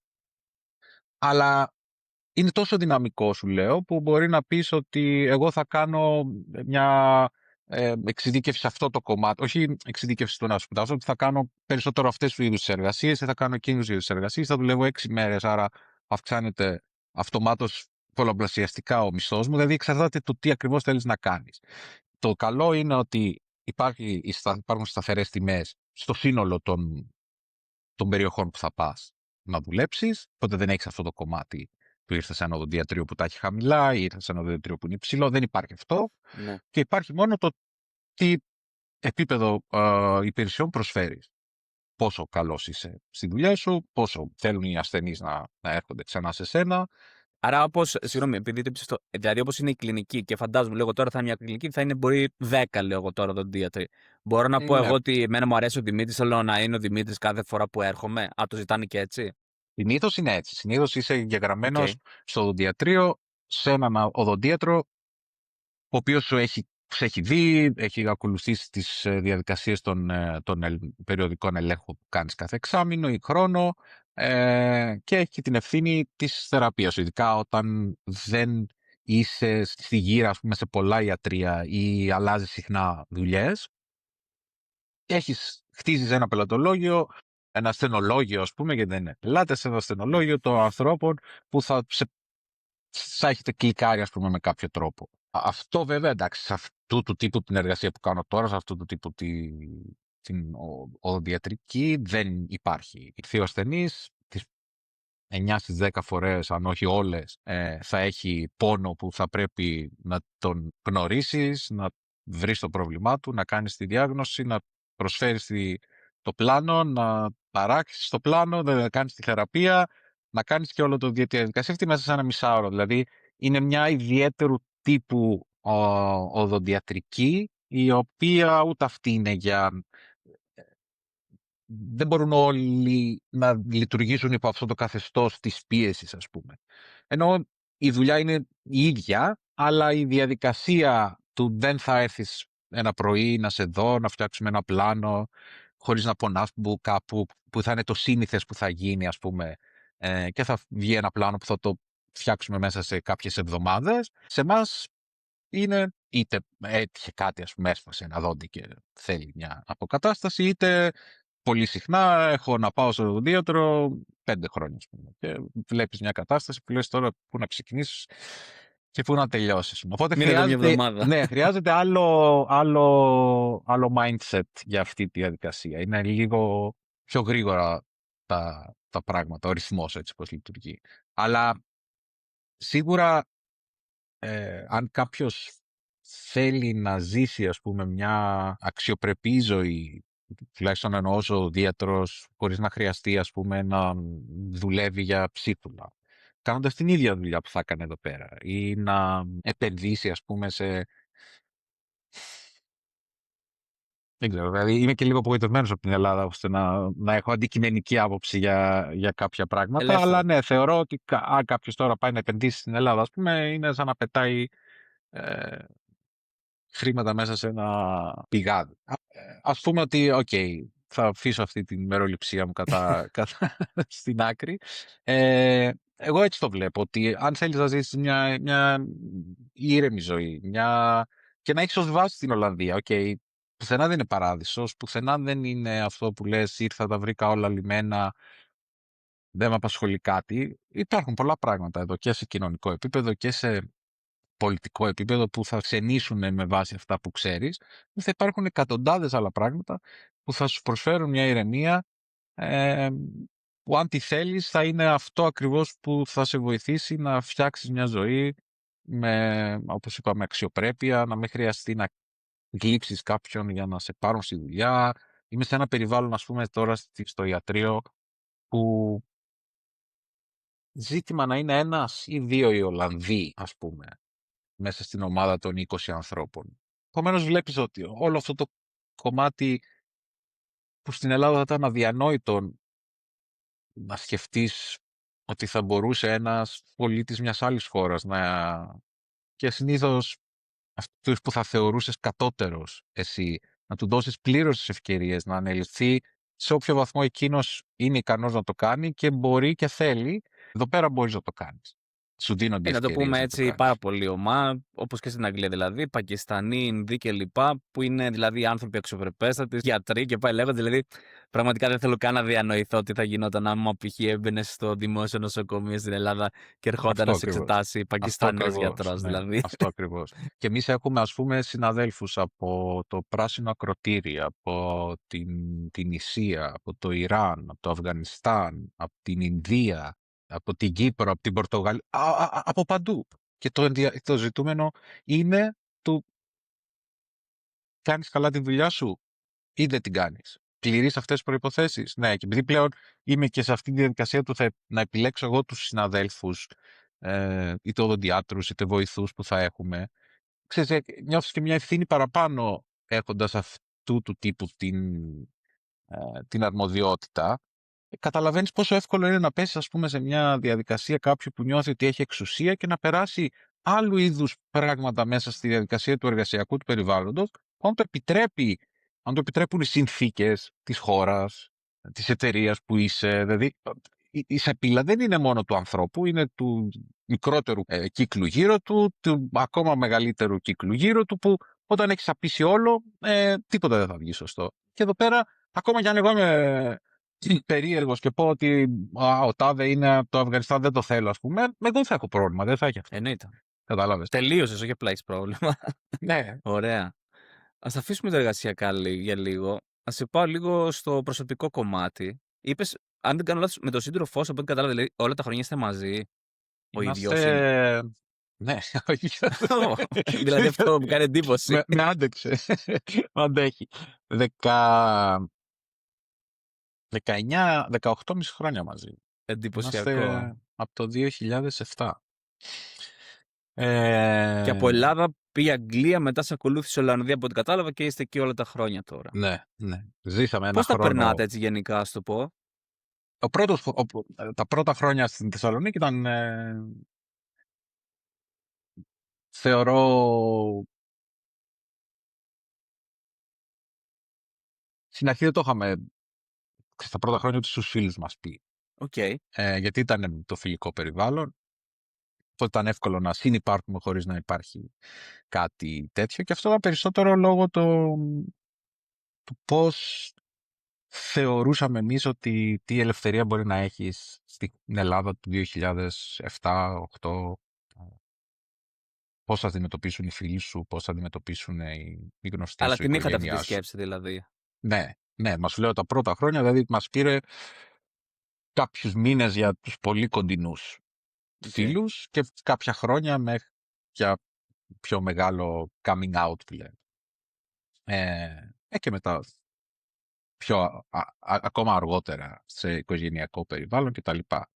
Αλλά αυτά ήταν, ευτυχώς σε όλη αυτή τη διαδικασία δεν είχαμε κάποια δύσκολη, κάποια αρνητική εμπειρία στη διαδικασία αυτή. Φυσικά το γεγονός ότι είμαστε στην Ολλανδία, όχι σαν Ολλανδία μόνο λόγω των νόμων που έχει, αλλά το ότι ήμασταν εκτός Ελλάδος για το μεγαλύτερο κομμάτι της σχέσης μας, ας πούμε, βοήθησε πάρα πολύ στο να αναπτυχθεί με έναν τρόπο που εμείς τα θέλουμε. Δηλαδή το ότι μπορούμε να πάμε στη δουλειά μας και να μην χρειάζεται να λέμε ψέματα ή να βγαίνουμε κάπου και ή να έρχεται κάποιο σπίτι σου και να προσποιήσει. Δηλαδή όλα αυτά τα πράγματα είναι μέσα στην πραγματικότητα και κάποιες φορές είναι και ο μοναδικός τρόπος που θα έχουν κάποιοι άνθρωποι, ακόμα και σήμερα στην Ελλάδα, παρόλους τους νόμους που έχουν ψηφιστεί, παρόλες τις διαδικασίες αυτές, το βλέπεις ότι πάρα πολλοί άνθρωποι μόνο και μόνο εξαιτίας αυτού του πράγματος αλλάζουν τη ζωή τους ή αναγκάζονται να ζουν με διαφορετικό τρόπο από τον οποίο θα ήθελα. Εμείς φεύγοντας από εκεί, αφήνοντας αυτό το κομμάτι πίσω, αποφασίσαμε να είμαστε στη ζωή μας, στο σπίτι μας, στη δουλειά μας, στο χώρο μας, όπως ακριβώς θέλουμε και όπως ακριβώς μπορεί να είναι ο κάθε άνθρωπος. Επομένως, ξέρετε, το πρώτο χρονικό διάστημα στη Θεσσαλονίκη που σου είπα και το χρόνο που ζήσαμε, αναγκαστήκαμε να ζήσουμε χώρια λόγω των σπουδών του και της δικιάς μου δουλειάς στην Ολλανδία, που ήταν από τα πιο δύσκολα κομμάτια. Όλα τα υπόλοιπα χρόνια, δηλαδή από το 2011 και μετά, είμαστε σχεδόν κάθε μέρα μαζί, με ελάχιστες μέρες που θα είμαστε χώρια, ας πούμε. Και εντάξει, πλέον, πέρα από ερωτικό σύντροφος, γίνεται ο καλύτερος σου φίλος, γίνεται ο καλύτερος σου συγγενής, γίνεται ο άνθρωπός σου σε πολλά επίπεδα, και όσο μεγαλώνεις βιώνεις μαζί πράγματα τα οποία σε δένουν ακόμα περισσότερο. Είχαμε τη χαρά και την τύχη να μπορούμε να αγοράσουμε και ένα σπίτι πριν από 10 χρόνια, και αυτό που είπες, ότι εγώ δεν ήμουν πολύ θετικός, γιατί πίστευα, καταλάβαινα το επιχειρηματικό κομμάτι, απλά δεν μπορούσα να ζήσω ποτέ με την ιδέα ότι θα κοιμάμαι το βράδυ και θα χρωστάω κάποια χρήματα στην τράπεζα. Λέω, δεν θα μπορέσω να το ζήσω αυτό το πράγμα, δηλαδή. Αλλά έκανα λάθος, γιατί ακριβώς τα ωφέλη που έχεις στο πέρας των χρόνων, ας πούμε, αν θελήσεις να το κάνεις αυτό, να πάρεις αυτή την απόβαση, είναι πολλαπλάσια και απλά κοιμάσαι πολύ καλύτερα στο βράδυ από πριν. Θεωρώ ότι ήμασταν τυχεροί, χωρίς να γίναν όλα εύκολα, ήμασταν τυχεροί στα σημεία που χρειαζόταν να είμαστε τυχεροί για να συνεχίσουμε να είμαστε και μαζί και εδώ πέρα, και τώρα δουλεύουμε και μαζί, δουλεύει και αυτός στην ίδια κλινική, οπότε ταιριάζει και το Είναι σε ωράριο. σχετικό επάγγελμα. Οδοντίατρος είναι, ναι. Α, οκ. Ναι, Νόμιζα είναι από τη κάτι σχολή διαφορετικό. γνωριζόμαστε. Τη σχολή γνωριστήκαμε. Μάλιστα, Ναι. καταπληκτικό. Εντάξει, τότε μπορείτε να μιλάτε και για επαγγελματικά θέματα, γιατί άμα ήταν, ξέρω εγώ, ξέρεις, κάτι τέρμα άσχετο. Και όμως το αποφεύγουμε. Αλλά ναι, γίνεται, σαφώς γίνεται. Απλά πλέον, όταν δεν έχει ο ένας μια δουλειά ωραρίου 9-5 και ο άλλος να είναι 7-10, ας πούμε, που δεν θα βρισκόσουν ποτέ, πλέον είμαστε στο ίδιο ωράριο, ας πούμε, με τις ίδιες ώρες εργασίας. Τέλειο. Απλά με έχει προϊστάμενο. Με τα θετικά του και τα Με αρνητικά τα του, καλά του λοιπόν. και τα κακά του και για μένα και για εκείνα. Πολύ ωραία. Και εντάξει, όπως και είπες, εντάξει, προφανώς ιδίως ο χρόνος όταν είσαι με απόσταση στη μέση είναι λίγο δύσκολος, αλλά σφυριλατείται και όλη η σχέση. Αλλά επίσης να κλείσω σε αυτό το θέμα, θέλω να σου πω και με το σπίτι που ανέφερες. Καλά, εντάξει, σε αυτό, άμα αρχίσω να μιλάω, θα θέλουμε κάνα 2 ώρες. Αλλά θέλω να πω ότι αυτό είναι και μια πολύ δύσκολη στο πώς συζήτηση να την κάνεις με κάποιον από Ελλάδα. Γιατί πραγματικά και το τραπεζικό σύστημα προφανώς είναι τόσο διαφορετικό πώς λειτουργεί η κατατελοποιημένη αγορά στην Ελλάδα με το πώς λειτουργεί υγιές ανταγωνισμός στην Ολλανδία, στην Αγγλία και στις αναπτυγμένες χώρες. Πραγματικά δηλαδή είναι πάρα πολλά πράγματα τα οποία λες να πάρω χρέος. Είναι προφανώς θα πάρεις χρέος, γιατί άμα είναι να πληρώνεις για το ίδιο σπίτι 2.000 ενίκιο και δίνεις 800 δόση δανείου, δεν σε νοιάζει. Δεν θέλει πολύ σκέψη. Δεν θέλει πολύ σκέψη. Η αλήθεια είναι αυτή. Και εκεί πέρα ήταν και το σημείο που πίστηκα, ας πούμε. Στο ότι, ξέρεις, δεν ήταν έτσι στην αρχή του πράγματος, που ήταν ακόμα πιο χαμηλά οι τιμές, ήταν μόλις αρχίζαν να ανεβαίνουν. Αλλά βλέποντας, ας πούμε, τι να σου πω, μέσα σε 10 χρόνια να διπλασιαστεί η τιμή, ας πούμε, του σπιτιού, λες, καταλαβαίνεις τη φούσκα, καταλαβαίνεις ότι ένα μεγάλο μέρος αυτού είναι φούσκα η οποία θα σπάσει, ή και όχι, ή μέχρι ενός σημείου, αλλά όταν δεν είσαι πάλι κοράκι της αγοράς, δηλαδή να αγοράζω, να πουλάω, να φτιάχνω, Ναι. και δεν σε ενδιαφέρει αυτό, σε ενδιαφέρει να έχεις ένα σπίτι, που με ενδιαφέρει εμένα τώρα αν διπλασιάστηκε, αν τριπλασιάστηκε η αξία του, αν έπεσε στο μισό, δεν με ενδιαφέρει. Έχω εγώ ένα σπίτι και με ενδιαφέρει εν τέλει, αλλά δεν αλλάζει την καθημερινότητά μου το πόσο κοστίζει το σπίτι μου, ας πούμε, από τη στιγμή που το έχω για να ζω και μπορώ με τα μηνιαία μου έσοδα να καλύπτω τα έξοδα που έχει. Τόσο απλό. Καταρχήν να το δεις και τόσο απλό, άμα πεις αυτό που έλεγα νωρίτερα, ότι 2.000 λέω εγώ τώρα το ενίκιο και 1.000 π.χ. δόση του δανείου. Έτσι ακριβώς. Ναι. Γλιτώνεις 1.000 το μήνα που θα το πετούσεις από το παράθυρο, στα 5 χρόνια είναι 60.000. Δηλαδή και καθόλου να μην ανεβεί η αξία του σπιτιού και να πέσει και 10.000, πάλι κερδισμένος είσαι. Εν πάση περιπτώσει, εν συντομία αυτό το θέμα, εντάξει, μην εμβαθύνουμε και στα χρηματοπιστωτικά. Financial advisors. Πολύ ωραία. Πού θέλεις να το πάμε τώρα, πραγματικά δηλαδή είσαι τόσο πολυδιάστατος που από όπου και να σε πάω δεν μπορούμε να μιλάμε με τις ώρες. Για πάμε. Βασικά θα σε πάω έτσι σε κάτι απλό. Σε κάποια φάση, αν δεν κάνω λάθος, ήσουν υποψήφιος βουλευτής. Ευρωβουλευτής. Ευρωβουλευτής, νόμιζα, στις βουλευτικές, οκ. Άρα ήσουν έτσι έτοιμος, δηλαδή αν έβγαινες, τα παρατούσες όλα και έφυγες Βρυξέλλες. Όταν με πήρε ο Γιάννης ο Βαρουφάκης το 24, γιατί είχαμε μια επικοινωνία λόγω του ότι το 23 θεώρησα ότι δεν ξέρω για ποιο λόγο, ότι θα έπρεπε να κάνω δημόσια την τοποθέτησή μου για το τι θα ψηφίσω, ας πούμε. Ενώ πιο πριν μπορεί να καταλάβαινε κάποιος ότι, ξέρω εγώ, κινούμαι κάπου εκεί, αλλά μετά τα πρώτα 4 χρόνια Μητσοτάκη, λέω, το να κρυβόμαστε έτσι από πίσω δεν βοηθάει κανέναν. Ειδικά όταν έχεις και ένα δημόσιο λόγο, έχεις ένα βήμα το οποίο μπορείς να το χρησιμοποιήσεις. Οπότε έκανα για πρώτη φορά, είπα, ας πούμε, ότι θα ψηφίσω αυτό, στηρίζω αυτό ανοιχτά. Εντάξει, ήθελα να κάνουμε και μια συνέντευξη μαζί του, κάναμε και μια συνέντευξη το 23, αλλά το αφήσαμε εκεί. Δεν είχα ενταχθεί ποτέ, ούτε τώρα είμαι ενταγμένος στο Μέρα25, ούτε τότε. Παρακολουθούσα, συμφωνούσα, προσπαθούσα να προωθήσω όσο μπορώ και κάποιες 2 μήνες, 2,5 μήνες πριν τις εκλογές, είχαν πάρει μια απόφαση ως ΜΕΡΑ25 να δώσουν τις μισές θέσεις των υποψηφίων σε ανθρώπους που δεν είναι μέσα στο κόμμα για να κάνουν μια διεύρυνση. Και ενώ δεν ήρθε ως κεραυνός ενεθρίου, ας πούμε, αυτή η πρόταση, σίγουρα θα άλλαζε πάρα πολύ τα πράγματα σε περίπτωση που υπήρχε μια θετική εξέλιξη. Βοηθούσε το γεγονός ότι η απόφαση που είχαν πάρει ως ΜΕΡΑ25 ήταν ότι θα σπάσουν την πενταετή θητεία σε 3 κομμάτια και θα βγουν οι 3 πρώτοι σε περίπτωση που έβγαινε μια έδρα, με εναλλαγή 1,5 χρόνο. Επομένως, σίγουρα ήξερα ότι η συμμετοχή μου με ένα κόμμα που ήταν στο 2-2,5% δεν έδινε και πολλά περιθώρια του να πιστεύω ότι μπορεί να γίνει αυτό, είτε ότι θα είμαι μέσα στους 3 πρώτους, ας πούμε.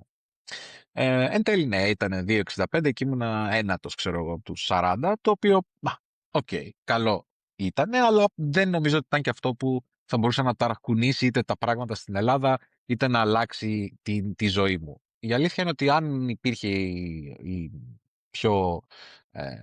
πιο επιτυχής, ας πούμε, έκβαση σε αυτό το πράγμα, είχα αποφασίσει ότι χωρίς να αλλάξω το επαγγελματικό μου στάτους στην Ολλανδία, ώστε να μην χάσω την άδεια ασκήσεως επαγγέλματος, δηλαδή πρέπει να πληρείς κάποιες ώρες εργασίας στα 5 χρόνια. Έτσι. Κάθε 5 χρόνια κάνουμε ανανέωση της άδειας ασκήσεως. Και αυτό είτε πληρώντας κάποιες ώρες εργασίας σε αυτά τα 5 χρόνια, είτε σπουδών, είτε κτλ.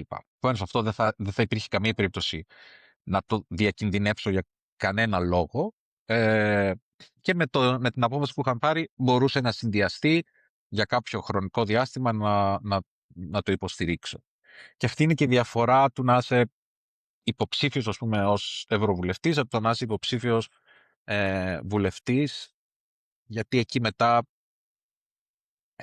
η απόφαση που πρέπει να πάρεις είναι εντελώς διαφορετική και επί της ουσίας και σε θεωρητικό κομμάτι και σε πρακτικό κομμάτι. Ήταν πιο εύκολη η απόφαση και αυτό που ήθελα να κάνω ήταν να μην το πάρω αψήφιστα ότι βάλτε το όνομά μου εκεί πέρα και Ναι. Και αυτό τους είχα πει κιόλας τότε, ότι εγώ θέλω να το κάνω με τον καλύτερο δυνατό τρόπο και να βάλω όλες μου τις δυνάμεις στο βαθμό που μπορώ να το υποστηρίξω, και γι' αυτό συζήτησα και εδώ με τους συναδέλφους στη δουλειά και είπα ότι για 1 μήνα, 1,5 θα πάρω το χρόνο μου να κατέβω στην Ελλάδα, έκανα μια περιοδία. Έκανες αγώνα δηλαδή, κανονικά. Γύρισα με μέσα μεταφοράς σχεδόν 15-20 πόλεις. Οκ. Μέσα Δεν ήξερα. σε 1 μήνα σχεδόν. Πολύ ιδιαίτερη εμπειρία, γιατί από τη στιγμή που έφυγα ή θα πήγαινα Αθήνα ή Θεσσαλονίκη να δω γνωστούς, είτε Βόλο να δω συγγενείς, είτε κάνα νησί για τις 2-3 εβδομάδες που θα είχαμε διακοπές. Και σε ιδιαίτερες δεν ερχόμασταν ποτέ και τα Χριστούγεννα και Πάσχα, ερχόμασταν μια φορά το καλοκαίρι ή αν τύχαινε κάτι να πάω στο Βόλο κτλ. Επομένως αυτή η εμπειρία του 24 ήταν ιδιαίτερη, πέρα από τα συνεντεύξεις, τα κανάλια και αυτά, τα συνηθίζεις αυτά, το έχεις και λίγο. Αλλά ξεκίνησα να πάω και Σαν Έλληνα μόνος στο μου. εξωτερικό, έτσι στο πώς σε δέχονταν ο κόσμος? Δηλαδή, πήγαινες σε μια άγνωστη πόλη, θέλω να σου πω, που δεν έχεις, ρε παιδί μου, δεν ξέρεις κανέναν. Είχα πάει και ακόμα και σε πόλεις, ας πούμε, που δεν είχα ξαναπάει πιο πριν.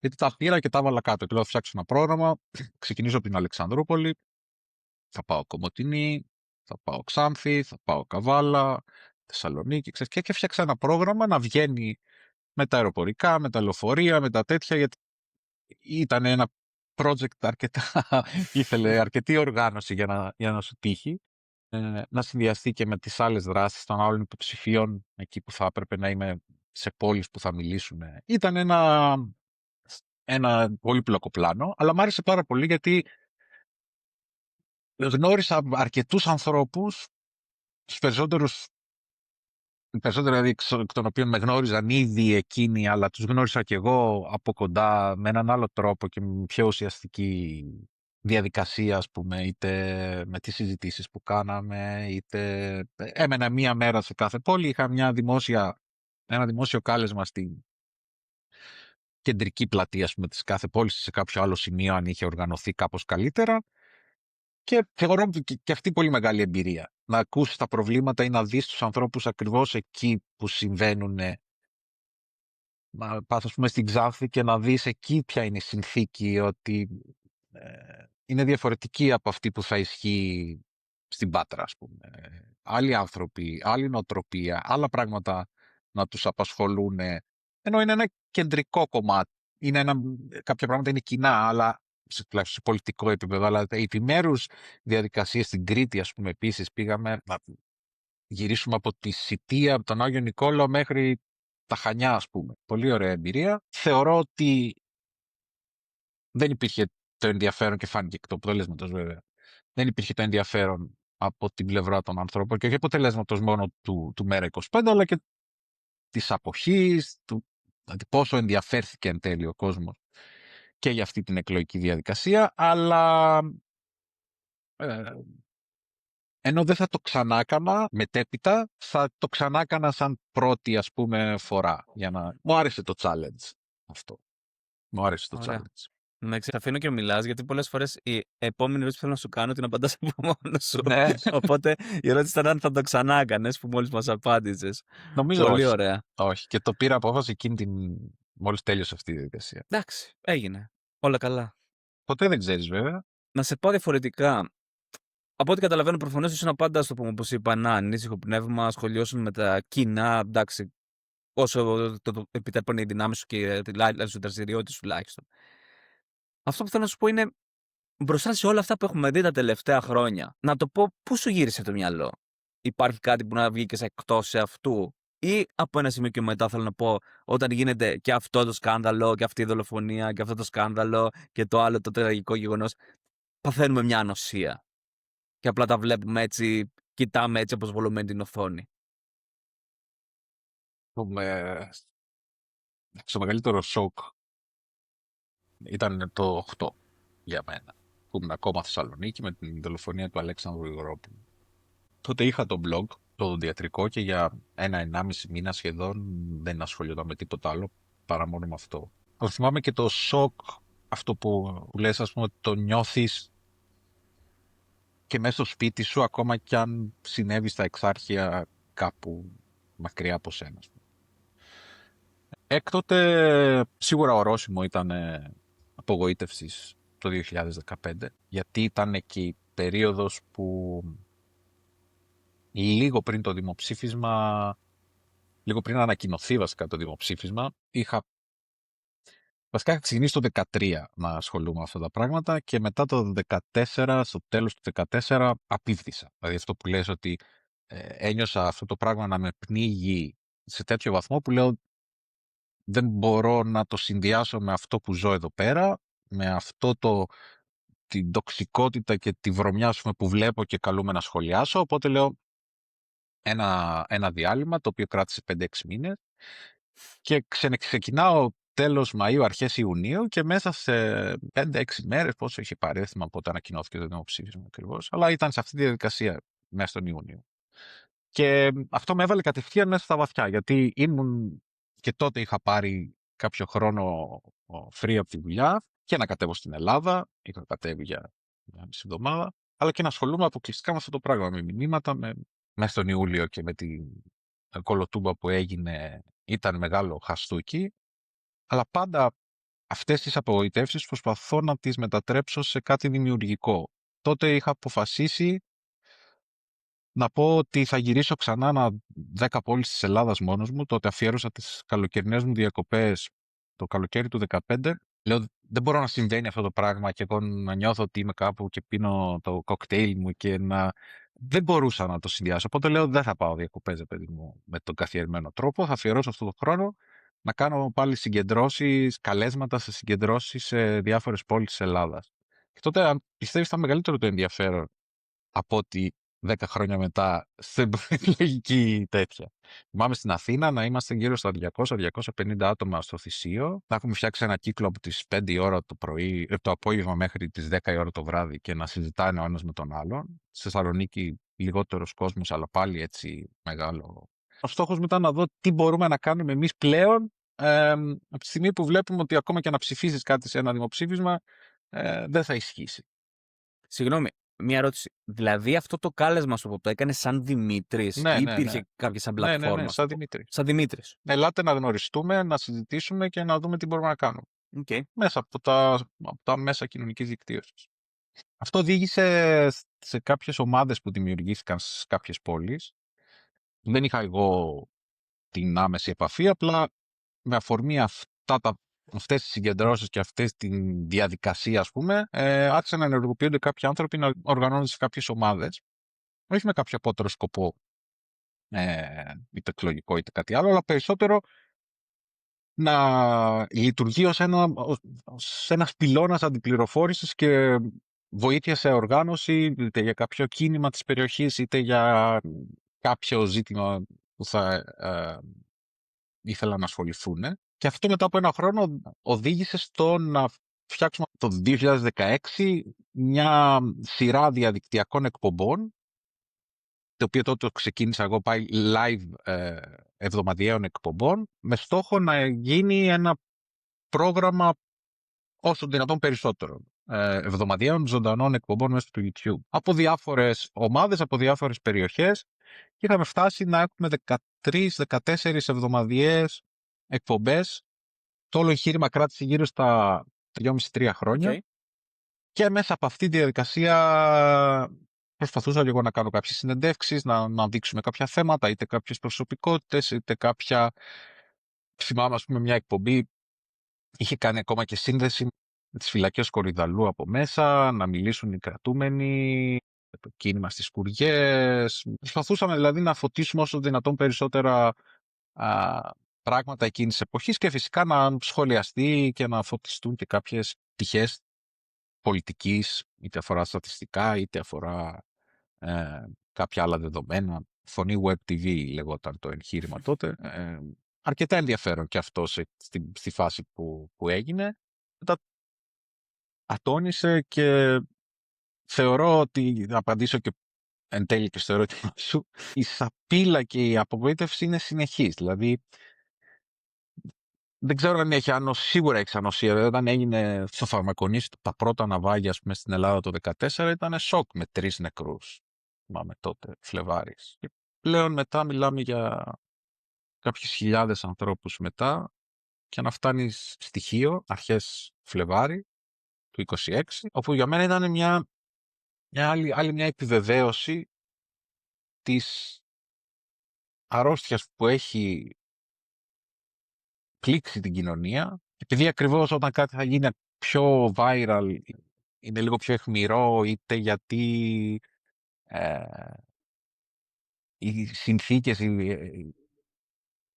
το επιτρέπουν, ας πούμε, να σχολιαστεί περισσότερο, λαμβάνω όλη αυτή τη σαβούρα και όλη αυτή τη βρωμιά, ας πούμε, από σχόλια και από τα μηνύματα και από ένα, δεν ξέρω αν είναι το μεγαλύτερο, αλλά ένα μεγάλο κομμάτι της κοινωνίας, που απλά μου επιβεβαίωνε και μου επιβεβαίωσε και τους λόγους που έχω φύγει, τους λόγους που δεν θέλω να γυρίσω, και μια απογοήτευση του στυλ ότι εν τέλει, ναι, δεν ξέρω αν μπορεί να αλλάξει και κάτι. Ξέρεις, είχα και όχι ψευδαίσθηση, αλλά την ελπίδα, τη μεγαλύτερη ελπίδα ότι μετά τις κινητοποιήσεις των ντεμπών το Φλεβάρι του 25, ότι κάτι μπορεί να αλλάξει, κάπως η κοινωνία αντέδρασε διαφορετικά, τελικά μάθαμε, τελικά μπορούμε να οργανωθούμε, μπορούμε να συζητήσουμε ακόμα και αν διαφωνούμε, μπορούμε να συμπράξουμε για το κοινό καλό,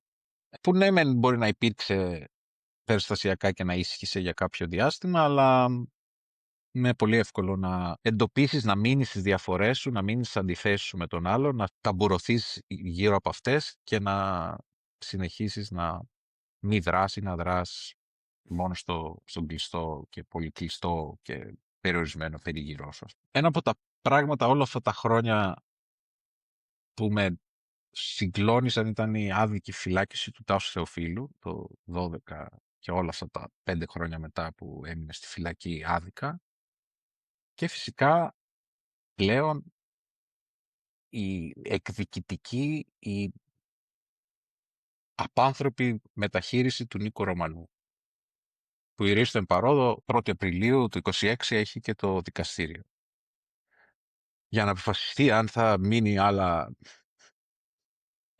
20-30 χρόνια στη φυλακή για κάτι που δεν έχει κάνει, ή θα μπορέσει εν τέλει να μπορεί να ζήσει ελεύθερος.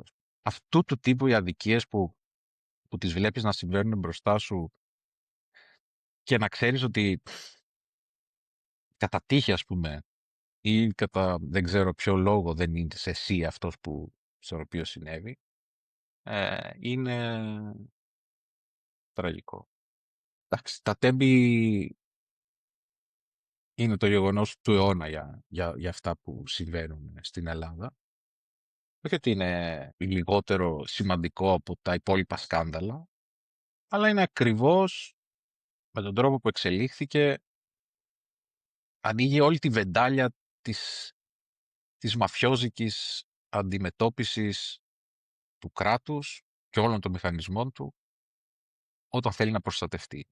Και επειδή δεν είναι απλά συγκρούστηκαν δύο τρένα, αλλά είναι όλο αυτό το πλέγμα των πραγμάτων που το συνοδεύουν αυτό και που συνεχίζεται ακόμα, νομίζω ότι αυτή η πληγή, αν μπορούμε να τις πούμε, να τις ονομάσουμε πληγές όλα αυτά τα πράγματα, αυτή η πληγή είναι από τις μεγαλύτερες στη χώρα αυτή τη στιγμή. Δεν μπορώ να πω ότι δεν σοκαρίστηκα και με την εκλογή μιας νεοναζιστικής οργάνωσης στη Βουλή. Σοκ γι' αυτό. Όταν εκλέγεις έναν, τους βάζεις νεοναζίστη. Δηλαδή δεν μπορώ να επιλέξω κάτι και να σου πω ότι ξέρεις, με σοκαρίστηκα περισσότερο με αυτό. Όλα ερχόντουσαν το ένα και πέστε πάνω στο άλλο. Αυτό είναι ότι αυτό που είπα νωρίτερα, ότι δηλαδή παθαίνει ανοσία από ένα σημείο και μετά. Και αυτό, όπως είπες και εσύ, βασικά, αυτό είναι μια πληγή και ξανανοίγει. Και λες σε κάποια φάση, δεν ξέρω πώς να ασχολούμαι, τι να ασχολούμαι, τι μπορώ να κάνω, τι μπορώ να μην κάνω. Και προφανώς αυτό που πήγα να πω, συγγνώμη κιόλας, ξανά κάτι που είπαμε νωρίτερα, γιατί εντάξει, τώρα κάνουμε αυτή τη συνομιλία 2 μέρες μετά από αυτό το τέλος πάντων show πάλι με μια αίθουσα που μας κόστησε κανένα 2 εκατομμύρια, αλλά τελικά δεν είναι αρκετά μεγάλη και πάει λέγοντας. Που πραγματικά εγώ αυτό που λέω σε όλους είναι ότι πραγματικά δεν είναι ανίκανοι.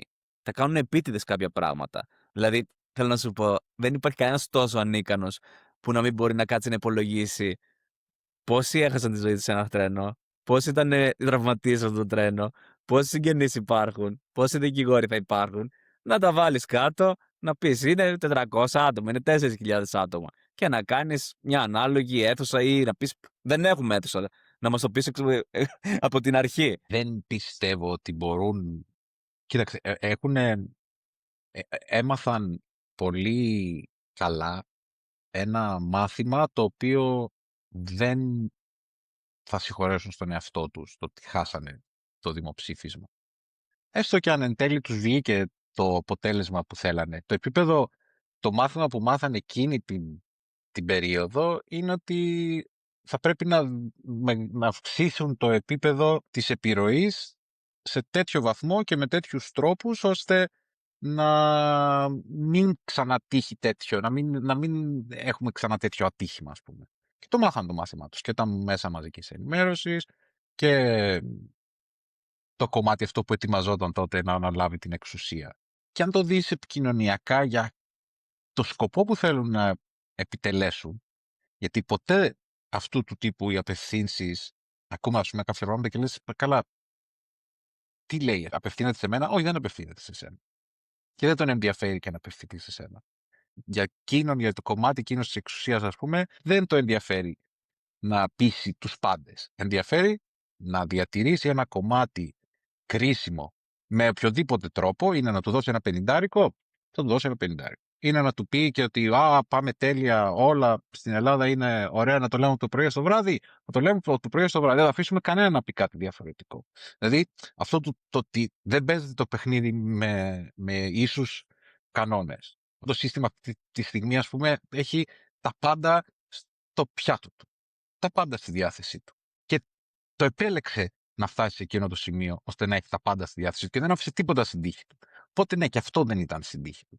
Ούτε η όλη η διαχείριση αυτής της κατάστασης στα τέμπη Φερρυπίν ήταν στην τύχη της. Τίποτα δεν έγινε στην τύχη του. Κάθε στοχευμένη αντίδραση από την πρώτη στιγμή του κεντρικού επίπεδου, της κεντρικής οργάνωσης, όλο το κομμάτι, μην τα πιάσουμε ένα-ένα, το μπάζωμα, την καταστροφή των βιολογικών υλικών, το ότι δεν πήραν όλο το κομμάτι αυτό. Αλλά ακόμα και το τελευταίο τρόλ της ομάδας αλητείας που θα μπει και θα σχολιάσει κάτι σε ένα post, είναι όλα πολύ καλά σχεδιασμένα. Και μια ομάδα που λειτουργεί με αυτόν τον τρόπο και με αυτόν τον τρόπο πήρε την εξουσία, με αυτόν τον τρόπο διατηρεί την εξουσία και με αυτόν τον τρόπο θέλει να την κρατήσει και όσο το δυνατόν γίνεται, δεν αφήνει τα πράγματα στην τύχη, δυστυχώς. Είπαμε δεν θα μιλάμε για πολιτική, αλλά εντάξει δεν μπορούμε. Δεν Τραβιόμαστε.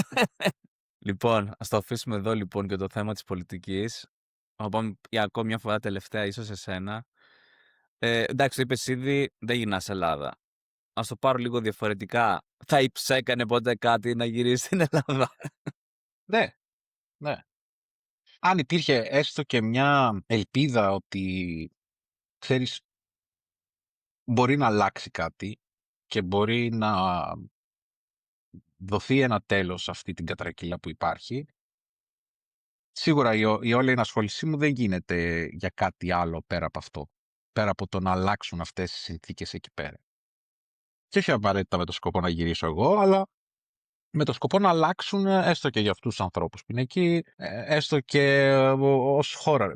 Θα μου πεις τι σε νοιάζει εκεί πέρα που είσαι, αλλά να είναι αυτές οι συνθήκες που είναι τώρα. Να είναι αυτό το σύστημα έτσι όπως είναι τώρα. Να είναι αυτή η κατεύθυνση με τον τρόπο που ισχύει σήμερα ή τα τελευταία 10-15 χρόνια.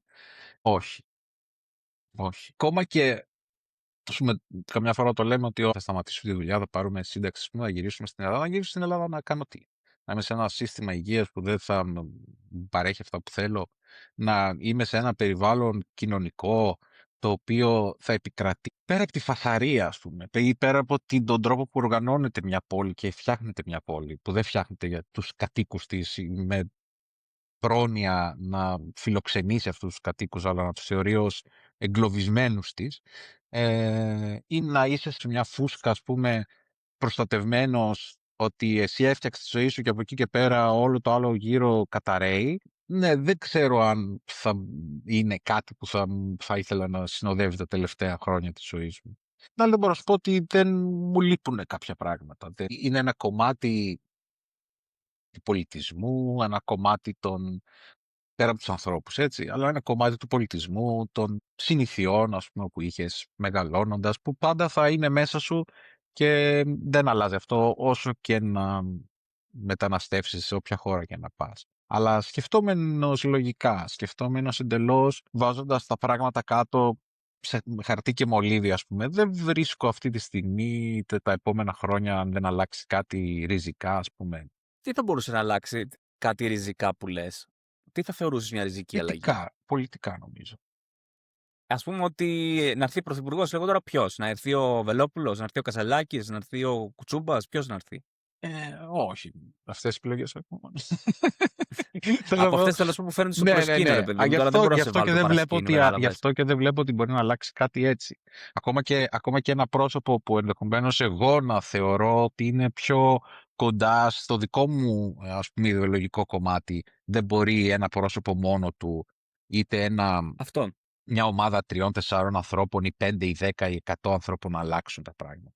Αυτό μπορεί να αλλάξει σε πολιτικό επίπεδο είναι αν θελήσει η κοινωνία να δραστηριοποιηθεί σε τέτοιο βαθμό, αναγνωρίζοντας τα ωφέλη που θα έχει μέσω της κοινής δράσης της, ώστε να αλλάξει, να πάρει τη ζωή της στα χέρια της. Δηλαδή όταν έχουμε 60% αποχή και βλέπουμε ότι 6 στους 10, ας πούμε, αδιαφορούν για αυτό που θα γίνει την επόμενη μέρα, αφήνοντας έτσι τον έναν στους 4 που μένουν από τους 10 να αποφασίζουν για τους 10, αν δεν καταλάβουν δηλαδή οι 6 τη δύναμη που έχουν, που δεν μπορεί να μην είναι και σίγουρα δεν είναι του ίδιου ιδεολογικής κατεύθυνσης είτε προσανατολισμού, αλλά η ενασχόληση και μόνο περισσότερων ανθρώπων στο βαθμό που τους επιτρέπεται, γιατί και το σύστημα δεν επιτρέπει την εύκολη πρόσβαση των πολιτών στα κοινά, είτε με τις απαιτήσεις που χρειάζεται, είτε με το... Δηλαδή εδώ πέρα στην Ολλανδία, ας πούμε, θα κάνεις ένα κόμμα, θα πάρει το μέτρο αναλόγως του αριθμό ψήφων δια των ψηφισάντων, το μέτρο που θα βγει, αν σου δίνει μία έδρα θα την πάρεις. Γιατί υπάρχει απλή αναλογική, χωρίς καμία ανώθευση του συστήματος και τελειώνει η υπόθεση. Αυτό είναι πολύ πιο προσβάσιμο από το να πεις ότι θα πρέπει να έχεις αυτό, να έχεις αυτό. Αυτή τη διαδικασία να πάρεις 3% να μπεις εκεί. Επομένως, αν υπήρχε μια διαδικασία που δεν θα γίνει μέσα σε ένα βράδυ ή δεν θα γίνει με μια ομάδα 5-10 ανθρώπων που θα βγάλουν τα φυρμάνια και θα ακολουθήσουν όλοι οι άλλοι από πίσω. Αυτό δεν θα συμβεί. Και γι' αυτό το λόγο δεν βλέπω και κάποια εξέλιξη τα χρόνια αυτά που έρχονται, γιατί αν έπρεπε να δούμε κάποια εξέλιξη θα έπρεπε να είχαμε δει κάποια αλλαγή στον τρόπο που η κοινωνία αντιδρά ή οργανώνεται. Και αυτό ενώ υπάρχουν αγώνες κοινωνικοί που δίνονται καθημερινά, είτε αφορά περιβαλλοντικά θέματα, είτε αφορά κοινωνικά θέματα, είτε ανθρωπίνων δικαιωμάτων, οι αγώνες και οι μάχες που δίνονται ακόμα και σε αυτό το κομμάτι της κοινωνίας που είναι τόσο κουρασμένο και τόσο εξουθενωμένο από όλα όσα έχουν συμβεί τα προηγούμενα χρόνια, ακόμα και αυτοί οι αγώνες και οι μάχες που δίνονται δεν είναι ικανές σε ένα κεντρικό επίπεδο να έχουν φτάσει σε μια τέτοια οργάνωση που θα πεις ότι κάτι μπορεί να συμβεί αν όλοι αυτοί συνεργαστούν έτσι. Είναι ξεχωριστά, διασπασμένα. Και σίγουρα υπάρχουν και κόμματα τα οποία θα μπορούσες να πεις ότι ναι, βλέπω ένα πρόγραμμα που έχει κάποιες προτάσεις, που έχει κάποια διορθωτική, ας πούμε, βελτίωση ή ρύθμιση για κάποια θέματα. Αλλά το να πάρω ένα σάπιο σύστημα και να το αλλάξω 2-3 πράγματα για να πω ότι είμαι διαφορετικός από κάποιον άλλον και εν τέλει όταν θα έρθω στην εξουσία να κάνω ακριβώς τα ίδια που έκανα όλους ή αν και χειρότερα, δεν νομίζω ότι είναι αυτό που θα δώσει την πνοή και την ελπίδα στους ανθρώπους για να δραστηριοποιηθούν παραπάνω. Αν είχε γίνει, αν γίνει εν τέλει με κάποιο τρόπο στο μέλλον, θα μπορούμε να μιλάμε ότι σε κάποια χρόνια, 10-15 χρόνια, ότι μπορεί να δούμε κάποια αλλαγή. Δυστυχώς έγινε εξαιτίας όλων αυτών των συνθηκών των οποίων έχει βιώσει όλη αυτή η κοινωνία τα τελευταία 15 χρόνια. Αυτές οι συνέπειες των επιλογών ή των μη επιλογών, των συμμετοχών, της συμμετοχής ή της μη συμμετοχής των ανθρώπων, δεν μπορούμε να τα αφαιρέσουμε ως συνέπειες. Κάθε απόφασή μας έχει μια συνέπεια την οποία θα πρέπει να υποστούμε όλοι. Ακόμα και αυτοί που διαφωνούσαμε ενδεχομένως. Έτσι πάει. Έτσι είναι. Εγώ λοιπόν θα σου πω ότι τρελαίνει το Μητσοτάκης αύριο ή οποιοδήποτε θα είναι επόμενος πρωθυπουργός και σου λέει να γίνεις υπουργός υγείας. Τι θα άλλαζες? 3 πράγματα είναι η υγεία σε τίτλους. Να στελεχώσεις με ανθρώπινο δυναμικό το σύστημα υγείας σου, με γιατρούς, με νοσοκόμους, με το όλο βοηθητικό προσωπικό που χρειάζεται, ώστε να μπορέσεις να παράξεις, να ανταποκριθείς στις ανάγκες αυτών των συνθηκών που μέχρι στιγμής έχουν δημιουργηθεί και να βελτιώσεις τους εξοπλισμούς των δημόσιων νοσοκομείων που είναι υποκατάρρευση. Πρέπει να κλείσει και μια τρύπα. Να κλείσει μια τρύπα των ανθρώπων όλων αυτών που έχουν φύγει, που τους έχει σπουδάσει αυτό το κράτος, έτοιμους, όπως εγώ και άλλοι πολλοί άνθρωποι, έτοιμους να αξιοποιηθούν σε άλλα συστήματα υγείας του εξωτερικού. Κύρια πράγματα άμεσα είναι αυτά, νομίζω. Όταν λείπει προσωπικό πρέπει να το αντικαταστήσεις, να το στελεχώσεις. Όταν δεν έχεις εξοπλισμούς πρέπει να βρεις τρόπο να τους φέρεις και να δώσεις και τα κίνητρα σε κάποιους ανθρώπους που ενδεχομένως να θέλουν να γυρίσουν για να προσφέρουν αυτές τις υπηρεσίες που έχει ανάγκη η χώρα. Αλλά δεν μπορεί να γίνει με τον τρόπο που γίνεται σήμερα, που η στόχευση είναι η ενίσχυση κάθε ιδιωτικού κομματιού, ακόμα και ενταγμένου πλέον μέσα στα δημόσια νοσοκομεία. Είτε είναι αυτά τα απογευματινά γιατρία, τα χειρουργεία, είτε είναι η οποιαδήποτε χρήση κλινικών ή οτιδήποτε άλλων χώρων από ιδιώτες μέσα στα νοσοκομεία, για να δημιουργήσει την ψευδαίσθηση της κάλυψης της ανάγκης, και ο μόνος λόγος είναι η ικανοποίηση των ιδιωτικών συμφερόντων, πάλι για άλλη μια φορά εις βάρος των αναγκών και των ασθενών, των ανθρώπων που βρίσκονται στην Ελλάδα. Απλά θα πρέπει στη τελετή παράδοση παραλαβής να πάρω από τον Άδωνη, ή θα είχε πει κάποιος ενδιάμεσος? Γιατί εκεί δεν θα πήγαινα. Θέλω να σου πω, από αυτά που έχεις δει στην Ολλανδία, θεωρείς ότι υπάρχει, λέω εγώ τώρα, μια πολύ καλή ιδέα που το κάνουν ήδη, που θα μπορούσαν να το αντιγράψουν στην Ελλάδα όσον αφορά την υγεία? Κάτι συγκεκριμένο, μπορεί να είναι ένα κολπάκι, δεν ξέρω. Δεν είναι, όχι, ένα κολπάκι δεν μπορεί να αλλάξει. Αυτό που σου λέω σε επίπεδο βελτίωσης της πρόσβασης είναι το να εστιάζεις στην πρόληψη και του να προσφέρεις, ειδικά σε ομάδες που έχουν μεγαλύτερη ανάγκη, μια ισότιμη μεταχείριση στις θεραπείες που είναι απαραίτητες. Δηλαδή, κοίταξε, σου λέω, από τα θετικά, το να υπάρχει μια κεντρική διατίμηση, αν μπορεί να πει κάποιος, αυτών των υπηρεσιών, για μένα είναι πολύ θετικό στο να περιορίσεις τη λογική και πολλές φορές εις βάρος της ποιότητας της πρόσβασης, και το να δίνεις σε ομάδες όπως είναι τα παιδιά, όπως είναι ενδεχομένως, έχει εδώ ας πούμε ακόμα και υπηρεσίες για οδοντιατρική που ξέρω.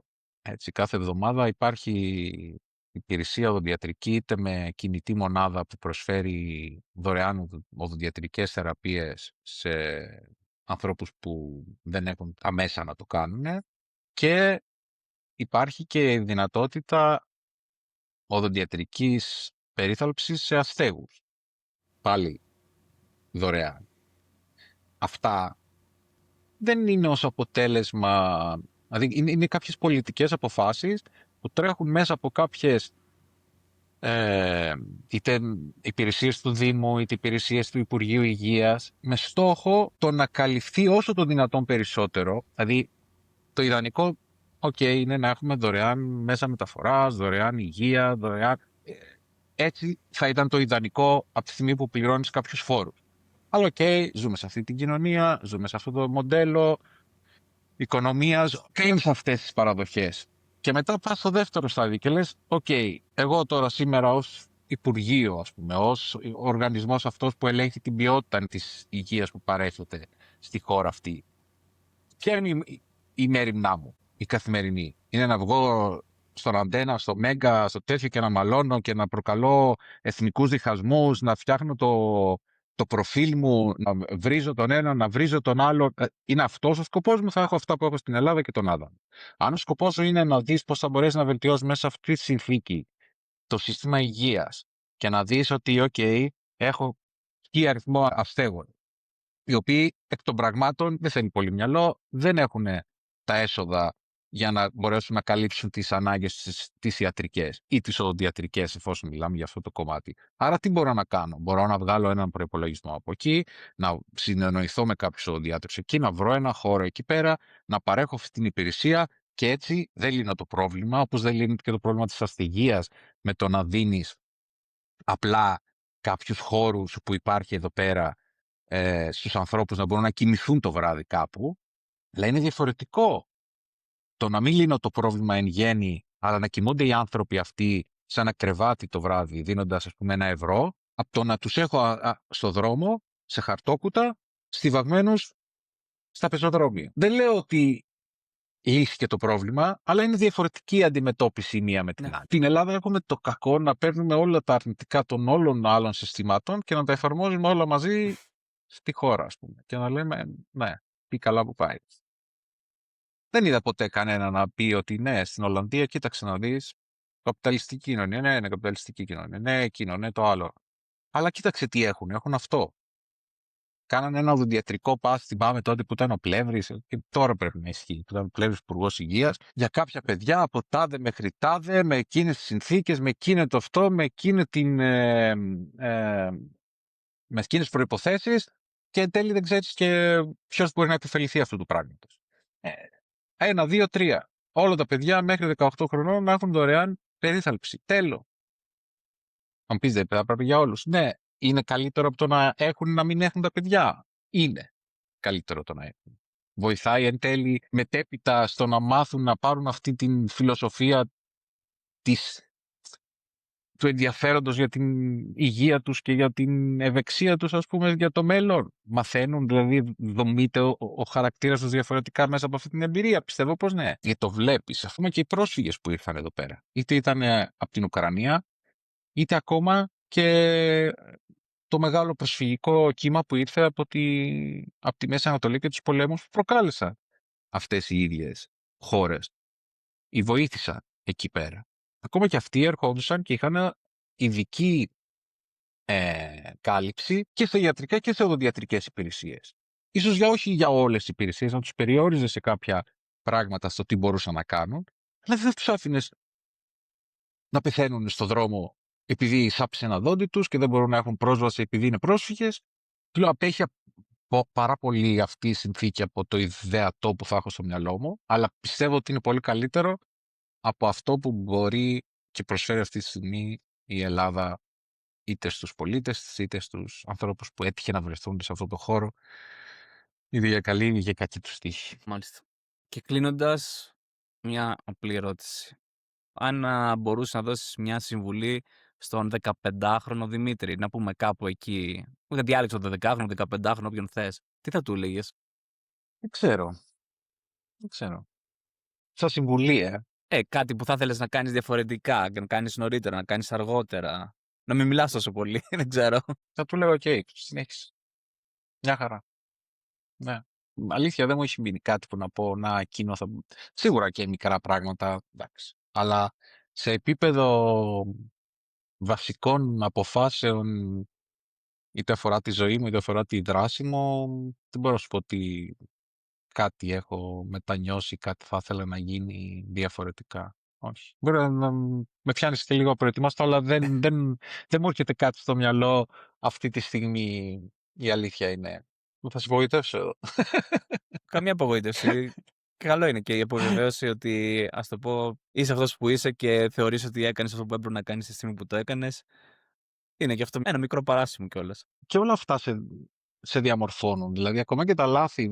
Δεν λέω ότι δεν έχω κάνει λάθη, έτσι, μην γίνει παρεξήγηση. Αλλά θεωρώ ότι ακόμα και τα λάθη, ακόμα και αυτή η διαδικασία του να πάρεις τη λάθος απόφαση μια δεδομένη στιγμή, είναι αυτό το οποίο θα σου δημιουργήσει τις αντοχές, θα σου δημιουργήσει τις άμυνες, θα σου δημιουργήσει την εμπειρία για την επόμενη φορά. Το να πω ότι να γυρίσω πίσω και να διορθώσω όλα τα λάθη που έκανα, ας πούμε, είτε αφορά σε σχέσεις με ανθρώπους, είτε κάτι που έδωσα παραπάνω χρόνο ή χρήμα ή ενδιαφέρον, δεν θα έπρεπε. Ενδεχομένως να διευκόλυνε την πορεία της ζωής μου, αλλά μπορεί και να με έκανε εντελώς διαφορετικό από αυτό που είμαι σήμερα.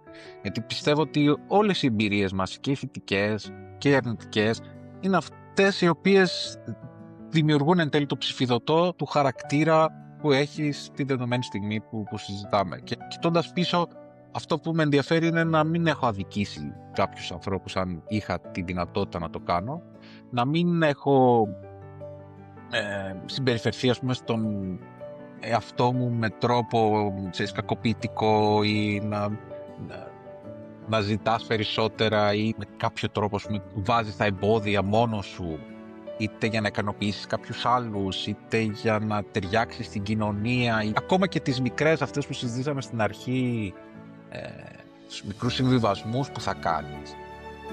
Είναι εμπειρίες, είναι συναισθήματα που σου δημιουργούν, που τα κουβαλάς μαζί σου ως μάθημα για να βελτιώσεις το επόμενο στάδιο της ζωής σου. Δεν θα έφευγα δηλαδή νωρίτερα την Ελλάδα ή δεν θα επέλεγα κάποια άλλη χώρα από την Ολλανδία, δεν θα επέλεγα κάποιο άλλο επάγγελμα βλέποντας, ας πούμε, αυτή την εξέλιξη που έχω τώρα.